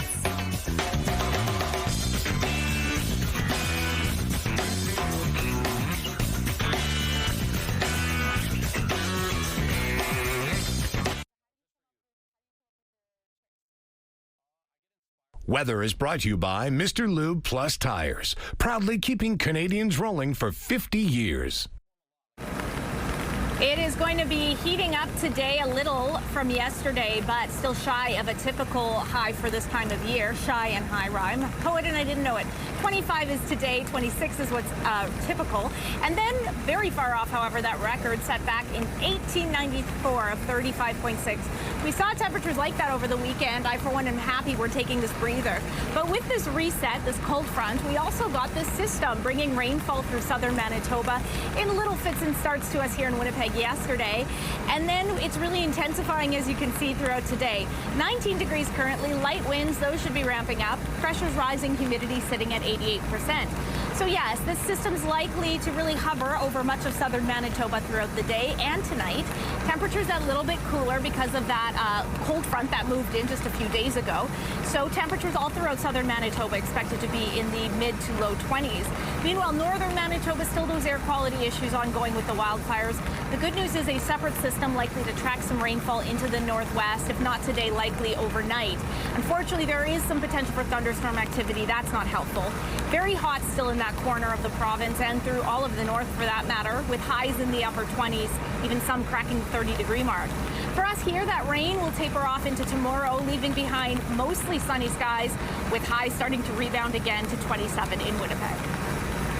A group of youth takes community walks every week in North Point Douglas to make connections with other youth in the area. The group is called Sabu's Cubs, and they're working to empower young people living within the community. And joining us now to tell us more about Sabu's Cubs are Siobhan Faulkner and Heather Nyman. Good morning to both of you. Good morning. Thank you so much for joining us. Now, Thanks before we talk us. about the Cubs, because I can't wait to hear about them, we got to talk about who Sabu was. Tell us who he is and the legacy he left behind. Okay, so Sabu, the name comes from a Bollywood movie star from the 1940s. Okay. And Caitlin Rhoda, who's the other co-director with us, it's her grandfather, and he was very active in the anti-apartheid movement in South Africa. He was a contemporary of Nelson Mandela, and when he came to Canada, he was a teacher over at Andrew Minarski and really taught us about justice and empowering youth and how do we make changes in the world, that it's possible through small actions to make big changes in the world. So in honor of him, we called it Sabus and Cubs because our focus is youth. That is incredible. What a legacy he leaves behind. Yeah, he was an incredible man. And he lived till a ripe old age of 97. Is that accurate? Yes, he did. Wow. So he really influenced a lot of people during his time. He did. Okay. He did. And so then you created Sabu's Cubs, which is sort of a reflection of his legacy, but also to help youth in the area. So tell us a little bit about what started it all and what you do exactly. So Heather, Caitlin, and I were involved with the community groups, other community groups, and we really noticed that there wasn't a place for youth, and we know the feeling that we get, how good we feel about giving back, and we know that youth need that sense of belonging, that sense of building generosity and empathy, especially at-risk youth. So we really focus on empowering youth to have that feeling that we get to be able to give back in the world. So we have kids from all different ages coming in and walking, because we're a little bit different community group than some other groups in that we focus directly on North Point Douglas, but we work with the invisible underserved, so families, people that are trapped in their houses, people that we don't often recognize as being underserved. Like we all know the visibly underserved, and we do what we can with those, but we really see the proactive piece in empowering youth, especially youth that are at that point in their lives where they could make some choices back and forth. How do we empower them to give back, to have that good feeling inside? And I think there's nothing more powerful than watching little kids run up to these kids that are handing out sandwiches or whatever. Yeah. And they've done maybe some questionable choices in their lives, but the glow that they get from little kids going, oh, we love you, can we have bubbles, can you give us sandwiches, things like that. And so that's really one of our big focuses. Do you feel that because you're kind of turning them into role models, and so by doing that you're actually influencing their future outcomes? I think there's a bit of an impact there. I think they've actually really surprised us when we see how much they're willing to reach out and give to community members and show kindness, and they're giving hugs, and sometimes you wouldn't expect them to be as outward with their emotions, but they just kind of break that down, and I think we've learned a lot from them too. Yep. And I hope that they just carry some of that with them and know the impact that they make in the community. That's cool. Okay, so you've been doing this for 3 years. Have you seen some real changes in these youth? Oh, absolutely. Yeah. Oh, yeah. We've seen some of them actually move on to start their own community service groups too, or you know, get more involved with community. It's been really inspiring. That is so great. Okay, so you do have a special event coming up though this weekend, and you want people to know about it. What is it? What's happening, and what can people do to support you? It's not this weekend. It's August 16th. Oh, okay. And so one of the things that we know are really important to people are shoes. Shoes make us feel like we know when we put on a pair of shoes, it changes your whole mood or whatever for the day. And so we collect shoes. Last year we gave out, or we distributed 300 pairs to the community. So we just collect shoes, and on August 16th, we'll spread them all out on the tables by Michelle Jean Park, and we invite any community members to just come and get some. And the wonderful thing about it is the families that we've made connections with, the kids, some of them last year came with little notes from their mom saying, I need size 7 shoes, pick some shoes, help my kids pick the shoes, because kids pick kind of crazy shoes for their parents. Plus, it's back to school time, and that helps a lot of families indeed. Thank you so much for sharing this with us. If you want more information, this is happening on August 16th, and we have a link on our website. Thank you. Thank you. Community Connection is brought to you by Mr. Reuter Plumbing. Born to be a hero, trained to be a plumber. Hello there, Kara Weiglin in the Sports Center newsroom with your must-see moment from Wednesday. And for it, we take you to Summer League. Little NBA action, Magic and 76ers. Keon Johnson taking flight, evades the block, throws down just a vicious one-hander. Showcasing some great control in midair to get to the rim for the finish. It earns him our must-see moment from Wednesday. Love a good NBA Summer League highlight. All right, coming up today on TSN, we have an all-Canadian rivalry matchup for you at MLS at CF Montreal, going head-to-head with Toronto FC. That one gets underway at 7:30 p.m. Eastern, 4:30 Pacific. That's all for now from Sports Center. Have a great day.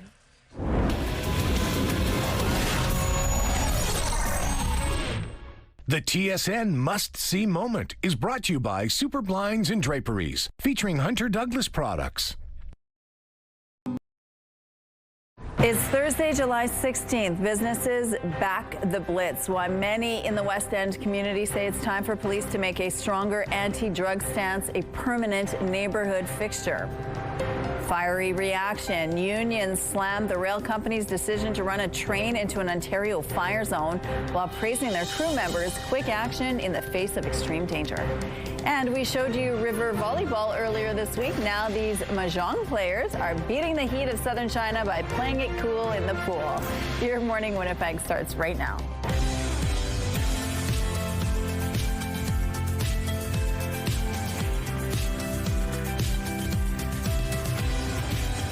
Good morning, Manitoba. It's 8 o'clock on your Thursday. Thank you so much for staying with us here on Your Morning Winnipeg. And we know the air quality is bad up north in Manitoba right now because some of those continuing wildfires. We also experienced some extreme heat in our province, in the southern portion of our province.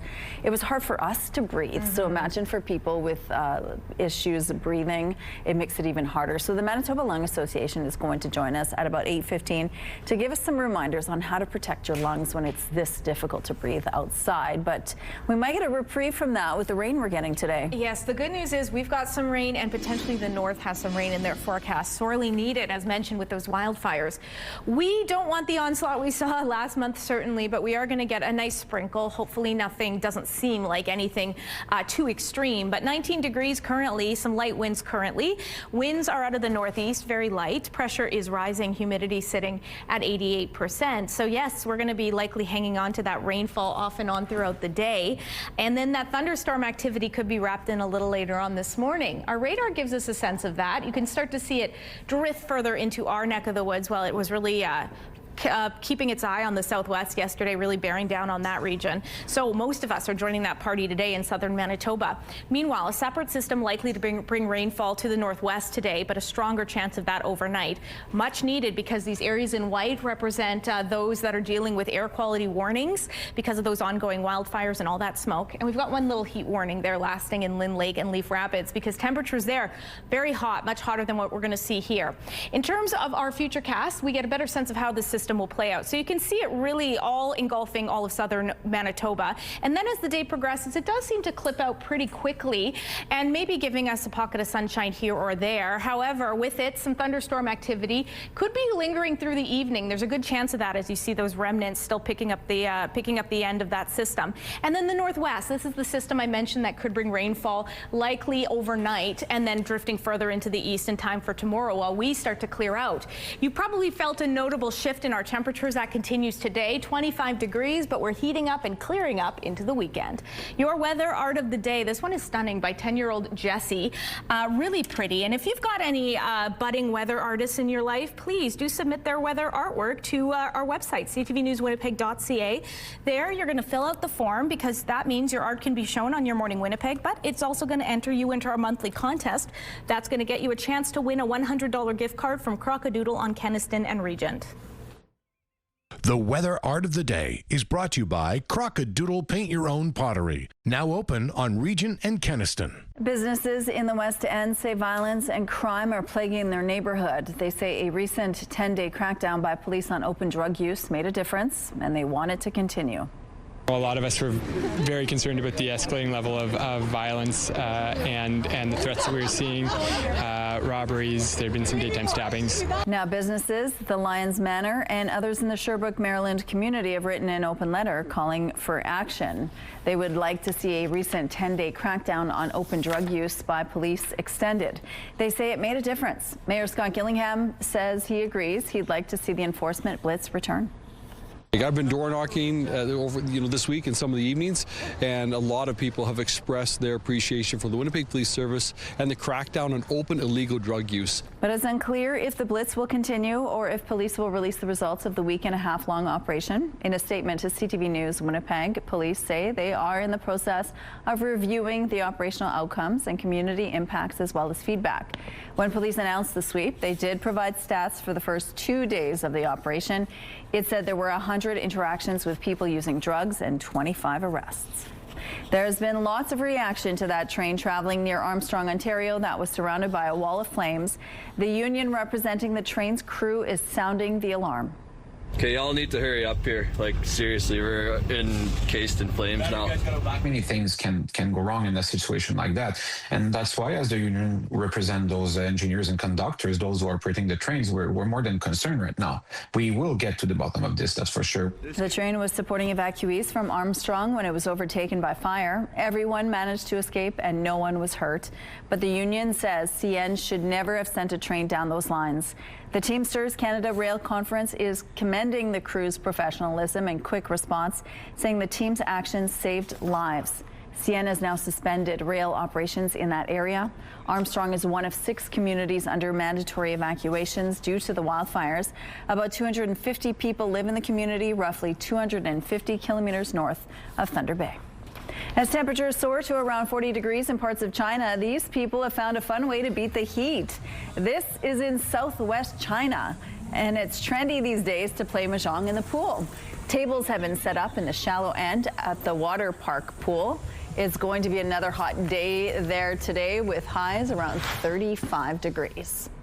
Here's a look at how things are moving along now on the Norwood Bridge. The streets are wet and puddle covered, so it might be slowing things down a little bit on the streets. If it is causing problems for you out there, please let us know by sending us a text. Traffic is brought to you by Mr. Lube Plus Tires, proudly keeping Canadians rolling for 50 years. Let's go back now to Ainsley McPhail, who's live at the Mood Disorders Association of Manitoba this morning. We're talking about youth struggling with their mental health and some of the dramatic stats that we have out there. Good morning. Yes, good morning. That demographic is disproportionately impacted by mental health issues, and it always feels like there's something new.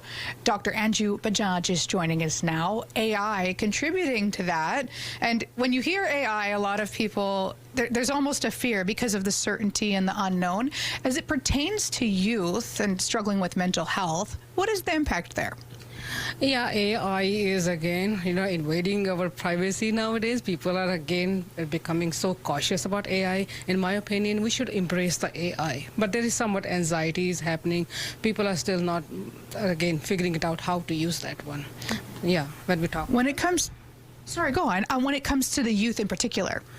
Youth in particular, sometimes we need to teach them how to use it, right? The ethics are needed, how to use the AI in the mental health space.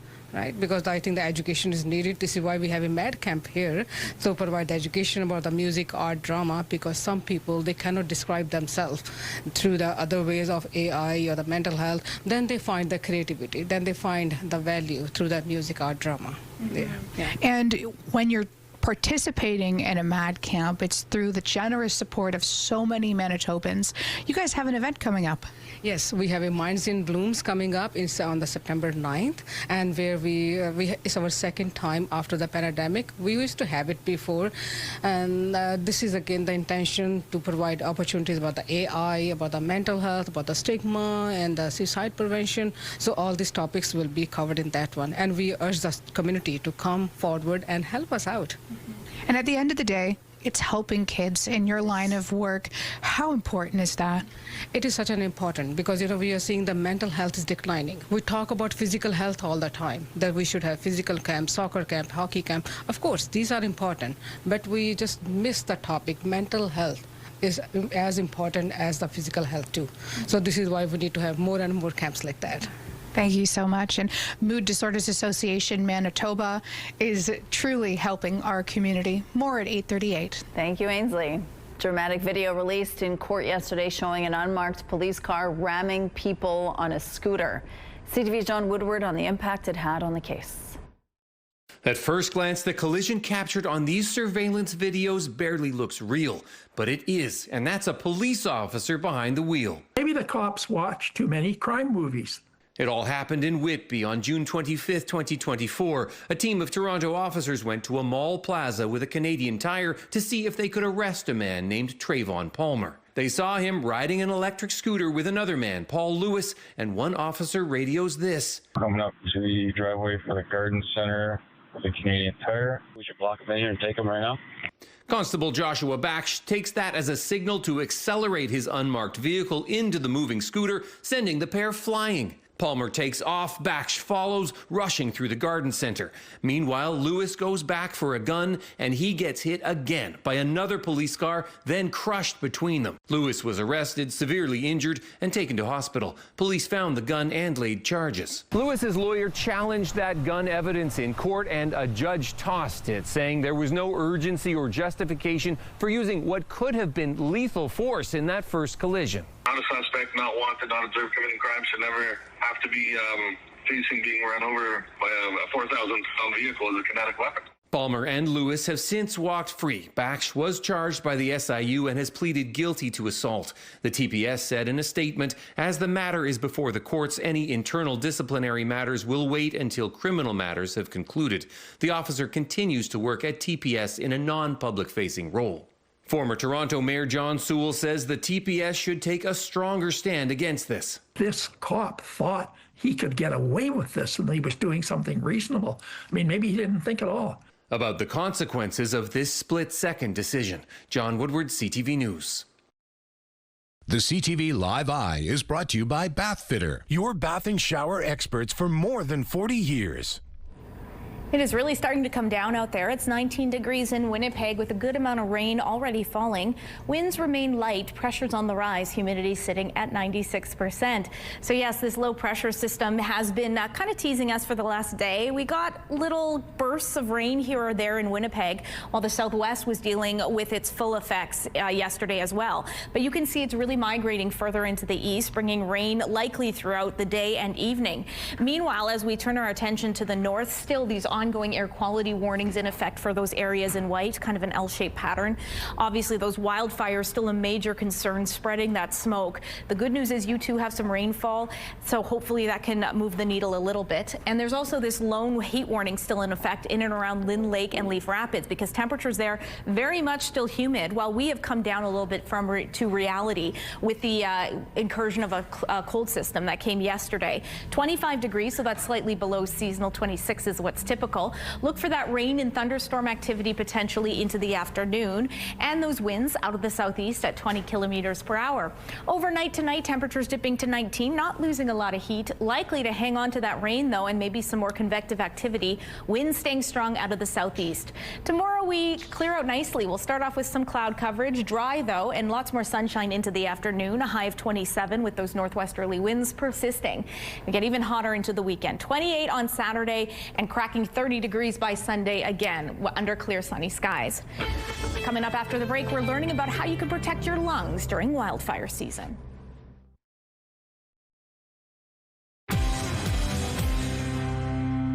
Thousands of WestJet flight attendants have handed their union a strike mandate, which could lead to disruptions over the August long weekend. Turnout was 97.3% and 99.4% in favor of the mandate, which authorizes their union to enact a strike. The union has said wages, unpaid work, and working conditions remain the main sticking points. After 2 decades of resisting, Ontario is joining the Canadian Securities Administrators Passport System, an integral and long-awaited step in harmonizing regulation across the provinces and territories. The decision means businesses and investors can now access capital markets across all Canadian provinces and territories because decisions made by one province's regulator can apply in all other Canadian jurisdictions. The second of the 3 diamond mines that have long anchored the Northwest Territories' economy is closing after its owner, Australia-based Burgundy Diamond Mines, failed to find a buyer for its Canadian subsidiary and ran out of funds to keep operating. That leaves the Gahcho Kué mine, owned by De Beers and Mountain Province, as the last diamond mine standing in the Northwest Territories, and it too is preparing to wind down in the coming years. Those are your morning business headlines. For BNN Bloomberg, I'm Roger Peterson. As of July 13th, there are 131 wildfires burning in Manitoba, with 2 considered out of control. A northwestern Manitoba town near Lynn Lake was forced to evacuate because of wildfires near that community. And the smoke has led to air quality issues in parts of the north. And then we've also been seeing extreme heat this summer in parts of southern Manitoba, of course. Both of those factors can have a negative impact on people with lung and breathing problems. And joining us now from the Manitoba Lung Association is Lisa Stanley. Good morning, Lisa. Good morning. Thank you so much for joining us. Now, before we get to people who have lung issues, really the conditions we've been seeing so far this summer can affect anybody with healthy lungs as well. What are we seeing out in nature, really, that is affecting our ability to breathe? Well, so we have wildfire smoke that is affecting people's ability to breathe, and then we also have the extreme heat can affect that as well. So when we're dealing with wildfire smoke, one way that you can protect yourself is by looking at the Air Quality Health Index. Now, the Air Quality Health Index, it measures from 1 to 10. Okay. So 1 to 3 is considered a low health risk. 4 to 6 is a moderate health risk. And then 7 to 10 is considered a severe health risk. So if you're looking at the Air Quality Health Index and it says that it's moderate to severe, then you're going to want to protect yourself and protect your lungs specifically.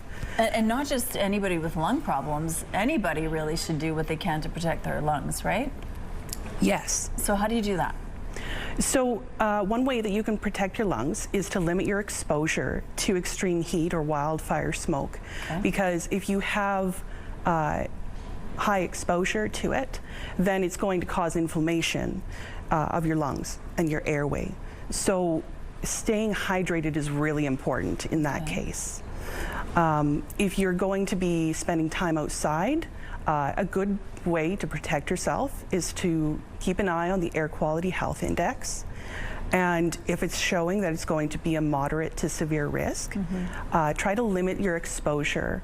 Or if it's extreme heat, then you'll want to limit your time outside. So stay indoors? Yes. Okay. Especially if you can find an air-conditioned space. If you don't have an air conditioner in your home, even spending a couple hours in an air-conditioned space like a library or a mall, that's going to help. Okay, let's talk about when you are, can you wear a mask if there's smoke in your area? Does that help at all? It does. There's going to be particulate matter from wildfire smokes, and masks will help prevent you from breathing that in. Okay. However, if you are going to be using a mask, it would be recommended to use an N95 mask because that's going to filter out the most particulate matter. Okay, so if someone's at home and they're listening to this right now and they're thinking, maybe I'm the one dealing with this, what's a sign that they might be in trouble? If you are having any sort of restriction to your airway, you're going to notice it. So in that case, if you have a lung condition that you have a rescue inhaler for, always keep that on hand, especially when you're seeing issues with the air quality. Okay. If you don't have a lung condition, you're going to want to watch for any signs of like a scratchy throat or inflammation of that airway. Yeah, because I mean, there's particles in the air that will definitely irritate your throat and your lungs. Well, thank you for this. And if you want more information, we have a link on our website. Thanks, Lisa. Excellent. Thank you. Very timely, Rochelle. Is actually just moments before I came up on the rooftop, I saw that the air quality warnings that are in effect in the Northwest have spread further into the Thompson area. So that's due to that ongoing wildfire smoke. For us here in Winnipeg, we're dealing with rainfall currently, as you can tell by not just for a prop, very needed this hour, 19 degrees. Winds are light out of the east, pressure rising, humidity sitting at 96%. So yes, we'll be dealing with the rainfall and thunderstorms into the afternoon hour all throughout southern Manitoba. Temperatures a little bit, not cool, I wouldn't use the word cool, but that cold front really ushered out that extreme humidity we saw over the weekend, leading to highs in some areas below seasonal, Winnipeg included in that. 25 is what we're getting up to today, with southeasterly winds at 20 clicks. Much of the rest of the province peaking in the mid to upper 20s. Meanwhile, to the north, where you are dealing with, again, those ongoing air quality issues, you're likely to see temperatures still very hot in the upper 20s. The good news is a separate low pressure system that's likely, it's already moved into the paw, actually. You've got some rain there. Rain is the good news. We're hoping any convective activity stays away because that won't help the wildfire fight. Small chance of that rain throughout the region today, and it intensifies overnight, hopefully helping to douse those flames. Your Skywatch picture of the day. This made my day. Kathy spotted this guy spotting her in a canola field. Thanks for sending that in, and keep your weather pictures coming to Winnipeg Weather at ctv.ca. Weather is brought to you by the Better Business Bureau. Research at bbb.org before you buy.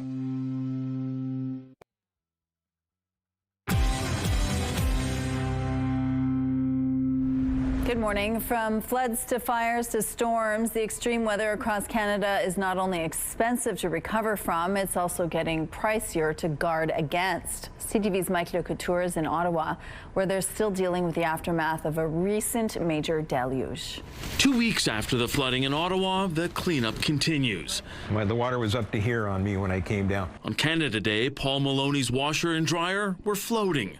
Today, things are getting back to normal, but the bills are piling up. Furnace, and we had to get a new water heater, and we had to get a new air conditioner in right away because of the heat, and we didn't want any trouble with mold down here, so those costs were around $15,000. That doesn't include tearing out the drywall and carpets. Now, others in the neighborhood haven't even started to assess the damage. Nobody has been here to help in any way at all. Canadian insurance companies used to pay out a few $100 million annually in insurance claims for things like storms, wildfires, and floods.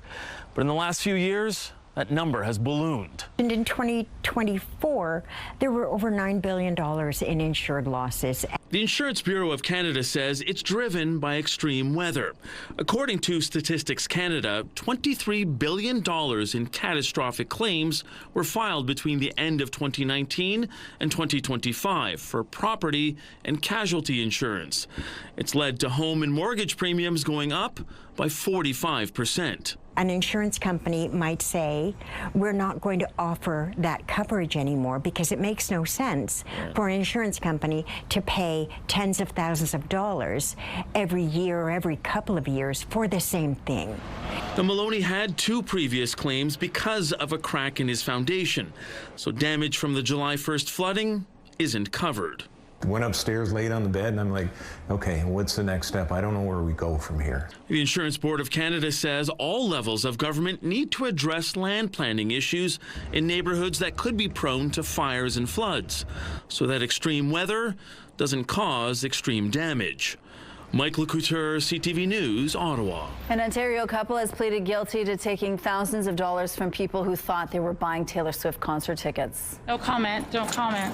To have watched this unfold for the last couple of years and to hear her plead guilty, probably in my opinion now for the lesser sentence, really kind of is a gut punch. Tammy Allen was one of the victims. She bought tickets from Denise Tizer in August 2023.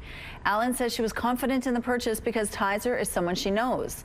CTV spoke to several victims who had also purchased tickets from Tizer, saying they had bought from her before and she delivered. According to the agreed statement of facts in this specific case, purchasers from across southern Ontario bought more than $265,000 worth of tickets from Tizer. While she didn't speak outside court, Tizer did post a statement on Facebook saying in part that she was facing a serious gambling addiction at the time and that it took over her life. Tizer and her common law partner, David Blake, each pleaded guilty to a single count of defrauding the public. No sentencing date has been set. Do you have a glorious garden? Here at Your Morning Winnipeg, we love to see how you are passionate about your yard work. It could be an annual, perennial, or vegetable. Tell us about your garden and enter the contest to win a $500 gift card from St. Mary's Nursery and Garden Centre. Plus, have the chance to show off your garden live on Your Morning Winnipeg with a visit from Ainsley McPhail. To enter, head to the contest page on our website, ctvwinnipeg.ca, and fill out the form with your answer and your photos. Good luck. Here's a look outside now on those puddle-covered streets on Pravache. Looks like things are moving well in this part of the city. We're going to take a break. We'll be right back.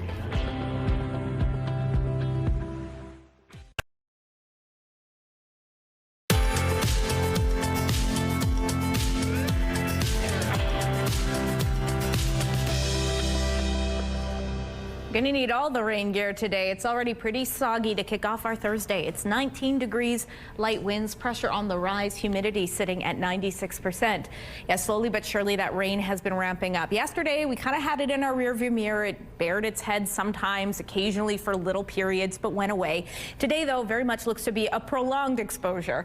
This is the system that has been kind of hovering over us. Definitely was making its presence known in the southwest yesterday, but as you see, it's drifting to the east, bringing a good chance of rain throughout the province, southern Manitoba particularly.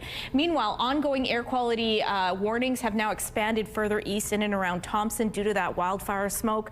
The good news is there's hopefully some rainfall headed your way. Plus, this little yellow patch is the one remaining heat warning in effect in and around Lynn Lake and Leaf Rapids.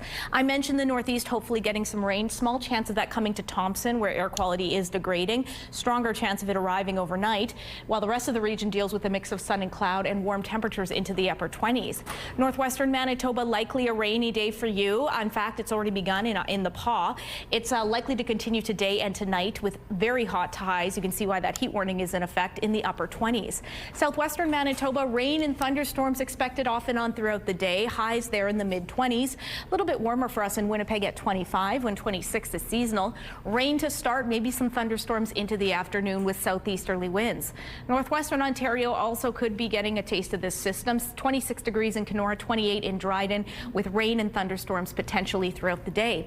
Overnight, we could continue with that rainfall. It's a good chance of that. Maybe some thunderstorms. Temperatures dipping down to 19. Tomorrow, we clear off just in time for the weekend, 27 with a mix of sun and cloud. Thompson RCMP are still searching for a missing 21-year-old woman. Mountie St. Hannah Sigurdsson was first reported missing on the morning of June 26th from an address on Deerwood Drive in Thompson. She had been staying in Winnipeg prior to that date, but was expected to return to Thompson by bus on June 24th. She did not show up as expected. Police say she's believed to be still in Winnipeg. Sigurdsson is described as 5 feet 6 inches tall, 140 pounds with brown hair and green eyes. No clothing description was provided. If anyone has any information on the whereabouts of Hannah Sigurdsson, please contact the Thompson RCMP at 204-677-6909 or Crime Stoppers. Recent flooding in Dauphin hasn't just been destructive to its infrastructure, it's also been a nightmare for its economy. The Parkland Chamber Street Fair and Dance was supposed to get underway in Dauphin 2 weeks from now. For decades, it's been the kickoff to Canada's National Ukrainian Festival, an event which by itself represents millions of dollars in economic activity. But officials have been forced to cancel both of these events due to the flooding that shut down its hospital. The Parkland Chamber of Commerce says it's the first time they've had to make that call in 50 years. Like it's a pretty big loss. It's one of the biggest events that the chamber puts on each year, and it's fairly significant for us as far as our budget for the year. The chamber is holding out hope and may be able to hold the event at a later date. If not, officials say they will try and make it through the year and hope for a successful event next year. As Canada looks to expand trade beyond the U.S., a northern Manitoba port is preparing for a major milestone. Grain from the prairies is expected to move through the Port of Churchill for the first time in 6 years. As CTV's Alex Karpa shows you, supporters believe this could strengthen the province's economy and position the port for future growth. This is the Port of Churchill, nestled along the shores of Hudson Bay in northern Manitoba. It's home to the only deepwater seaport in northern Canada. It's been one of the busiest years in quite some time, and it's certainly the most diversified range of commodities that we'll carry. Interest in revitalizing the port has increased in recent years as Canada works to diversify its global trade markets and lessen its dependence on the U.S. Now, prairie grain is set to return to Churchill for the first time since 2020, a move supporters say could mark a turning point for the northern facility. Well, this is a significant event in the sense of grain coming back to Churchill, going to global markets. One economist says restoring grain shipments through the port will provide economic benefits for Manitoba. It's going to help boost economic development in the north by creating jobs in the Port of Churchill. Absolutely great news for farmers here in Manitoba as well as people in the north. Earlier this year, Ottawa said it's considering a major expansion of the Port of Churchill that would transform the northern Manitoba facility into a year-round multi-commodity trade hub. Arctic Gateway Group, which owns and operates the port, has also signed agreements with several international ports aimed at expanding exports of Canadian products. Right now, there's a huge political push to move to build pipelines and other things to move energy products to markets outside of Canada. And so by showing that we can do it at the Port of Churchill, there's a potential for tremendous growth for Manitoba. Avery says this year's grain shipments represent an important first step toward making Churchill a larger player in Canada's trade network. Having trade-enabling infrastructure like the Port of Churchill is critical. Hoping the port will play a bigger role in Canada's economic strategy. Alex Karpa, CTV News, Winnipeg. Here's a look at what's happening now in traffic along Portage Avenue. Things appear to be moving quite well in this part of the city.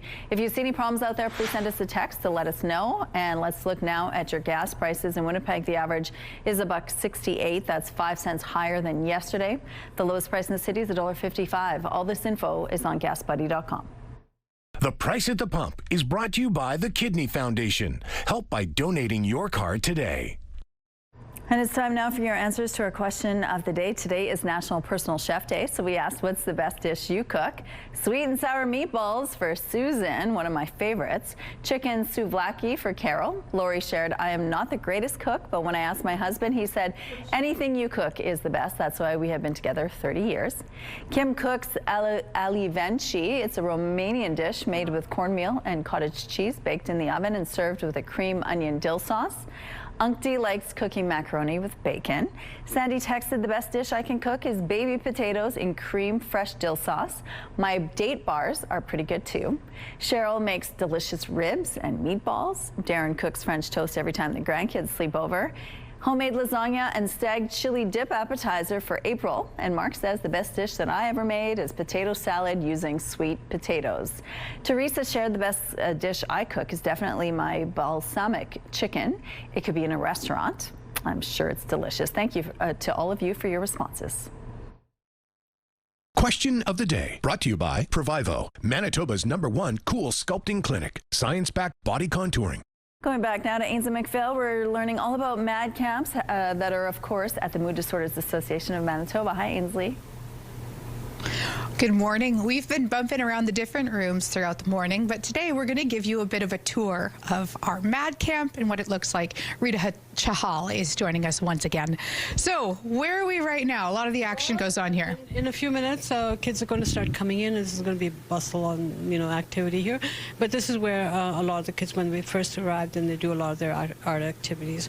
Behind us is our quiet room, where if somebody needs some, downtime, they want to talk to someone, can meet on one-on-one, or if they just want to be by themselves, and they can have some activity things for them. So this is our quiet room. So kids want to. So come on down. We'll show you some of the other space. Here, again, we try to ensure that the children have access to positive messaging. So we have posters and things like camp rules, how they can, what the day is going to go look like and what they can or can't do. Again, very, very intentional positive messaging, on the wall, and as well as resources that they can have access to. So we try to update all of that information for them on an as-need basis, and books and things like that available. This is our staff room, and where we keep a lot of our supplies and things like that, games, etc. Artwork that's put on the wall. And this is our most used room. This is our music room, and where kids can hang out, jam together. They can do theater, dance, and so all of the equipment here has, at one point we rented it, but through generosity of donors, we were able to purchase all this, and so it now belongs to us. And so, lots of materials here for kids to use for when they do drama, skits, things like that. So it's a really, really well-used room. And spots available still? Spots are available. Absolutely. So our second session starts on Monday. The spot's still available. Third session starts on August the 10th, and we would welcome parents to consider registering their kids. We'd love to see the kids here. But if you are already registered and for some reason you're not able to make it, let us know so we can give the spot to somebody else. Okay. And those are 2-week camps as well. Head to a link on our website for those details. Thank you, Ainsley. Let's go out to the rooftop now. It's a rainy day today. Certainly is, Rochelle, and it doesn't look to be letting up anytime soon. In fact, it's set to last through the day and the evening. Right now, she's just warming up this system. 19 degrees, overcast with light winds, pressure rising, humidity sitting at 96%. You know where rain is definitely needed? The north. We've been hearing about these wildfires through weeks, and with it, there still are those ongoing air quality warnings in effect. And in fact, they've spread today further into the east into Thompson. However, there is a chance of rain for the northwest today, but it intensifies overnight and hopefully spreads out through all of northern Manitoba. Because rain is needed, but unfortunately, there could be some thunderstorm activity and lightning wrapped in. That we do not want to see. Temperatures in that region still very hot, peaking today in the upper 20s to low 30s. For us here in the south, this low pressure system that was kind of hanging around the southwest yesterday has spread its wings, if you will, joining us here in Winnipeg in the Red River Valley. Rain and thunderstorms expected through the day. I'm already measuring a 1/4 inch of rain that's fallen since this began about an hour ago. Temperatures will be in the mid-20s. For us in Winnipeg, that's 25. Overnight, as mentioned, rain continuing, temperatures dipping down to the upper teens. The good news is this is likely to taper off tomorrow in time for the weekend, with lots of sunshine and heat on the way. Weather is brought to you by Blinds Are Beautiful. Our new Hunter Douglas showroom is at 900 Lorimer.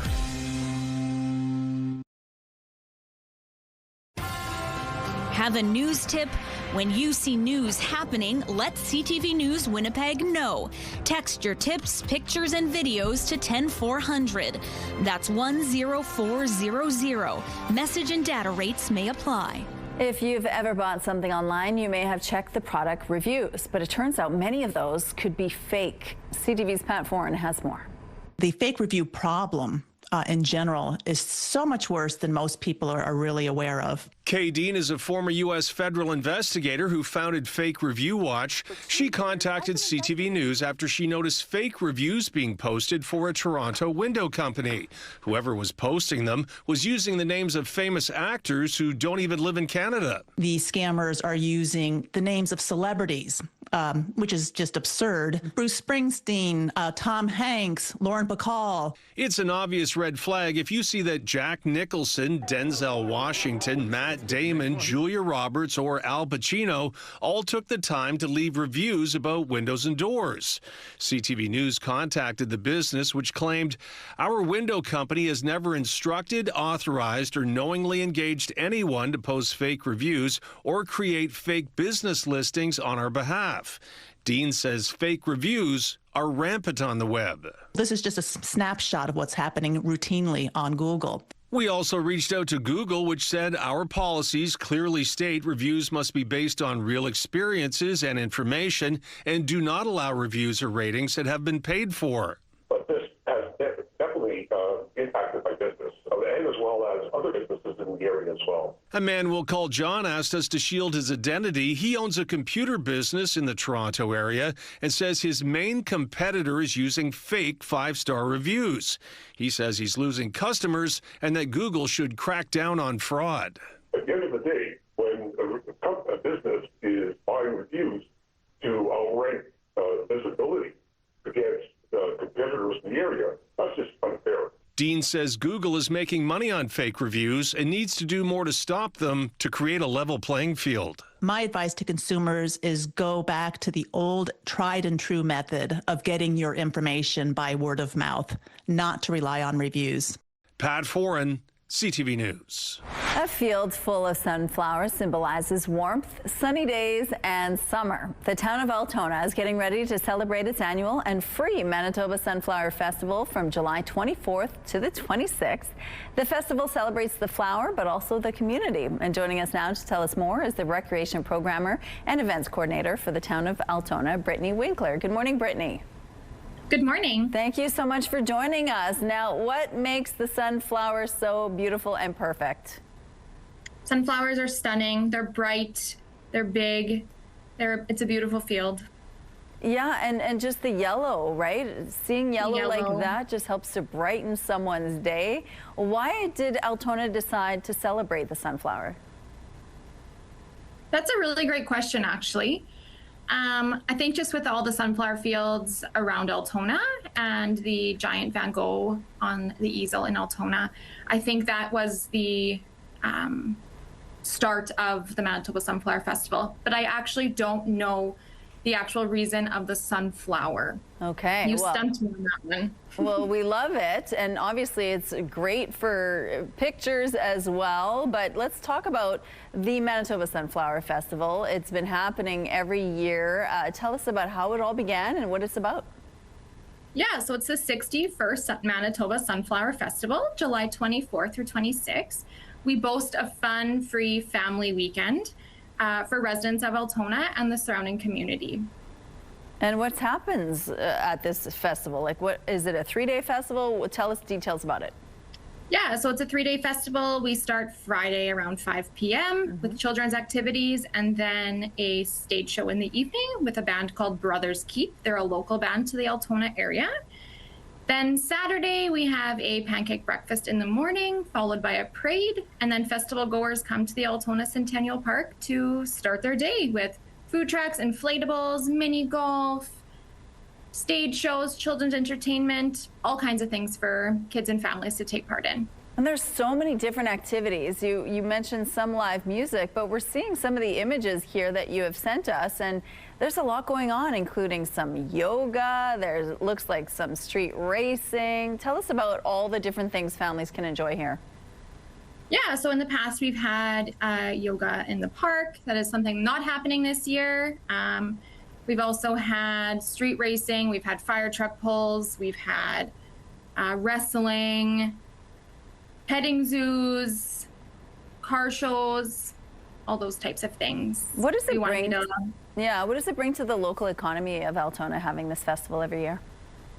Yeah, it definitely brings a lot of people to our community. It's bringing people to our campground, our hotels, our restaurants. The businesses of Altona do just fine over the Manitoba Sunflower Festival weekend. So if someone's never been, how would you sell this to them? Why should they check this out? I would say come for a free event. It's all free except your food, of course. And yeah, it's a great small town festival, and we try and attract people from all over Manitoba. And do you have to wear yellow to go? You don't have to, but if you want to look like us, you can. Will you have those t-shirts there? We will. They're the official volunteer t-shirts from Manitoba Liquor and Lotteries. Okay. Well, thank you, Brittany, for sharing this with us. And again, if you didn't hear, it is a free festival, a great opportunity to check it out with your family. Thank you, Brittany. Thank you. The sunshine, speaking of, is going to be in short supply today. It's 19 degrees, cloudy and dreary under that rainfall. Winds are light out of the east, pressure rising, humidity sitting at 96%. So yes, we're in the crosshairs of this low pressure system. You can see it engulfing pretty much all of southern Manitoba. Wrapped in there, rainfall, thunderstorms potentially, maybe some lightning later on this afternoon.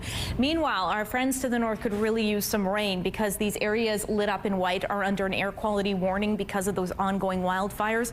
Rain is possible in this stretch today, and that possibility gets more assured overnight. This little yellow square, that's a heat warning still in effect in Lynn Lake and Leaf Rapids, as temperatures in the north will be in the upper 20s to low 30s. Not the same for us. A welcome cold front moved in a couple days ago, breaking that extreme heat. We're getting up to about 25 today. 26 is what's seasonal, and again, that's extreme humidity not going to be the case as we deal with rain and maybe thunderstorms into the afternoon. Winds will be out of the southeast at 20 kilometers per hour. Overnight, 60% chance of that system persisting in the form of rainfall and thunderstorms, but it should taper off by Friday, leaving behind a gorgeous start to the weekend. Friday, 27 degrees with increasing cloudiness in the morning, clear in the afternoon, and then the weekend it just gets warmer and brighter, so much sunshine and heat to enjoy. We're taking a break, but don't go anywhere.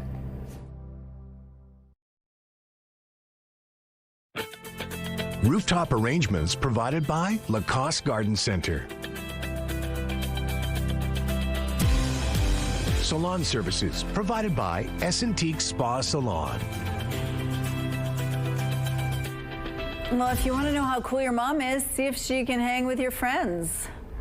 Tonight I wanna show you off.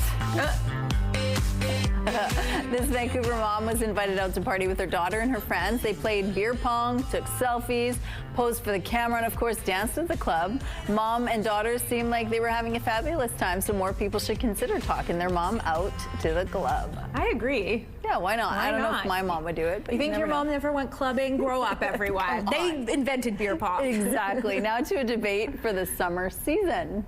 One question. Is the lakeside the front or the back? That's the back. The roadside is obviously the front. Any idiot would know that. Lakeside the front or the back? The front. Is the lakeside the front or the back of a cabin? Well, everyone has their own opinion, but for this family, the front takes the lead. And then finally, a collection item for the summer blockbuster season. Oh, I gotta show this to you. Ooh, what's this the is popcorn the popcorn bucket. It's a camera. Director Christopher Nolan reveals the limited edition popcorn bucket for his latest film, The Odyssey. It's an IMAX camera with a photo of the movie in the viewfinder. It doesn't hold a lot of popcorn, but it's a very cool bucket for cinema lovers. I thought it was going to be a Trojan horse. Oh, look at that. You can see right through the lens. That'd be cool. That is neat. Yeah, I'd need to get 6 of them for the amount of popcorn I eat. Have a good day. We'll see you tomorrow.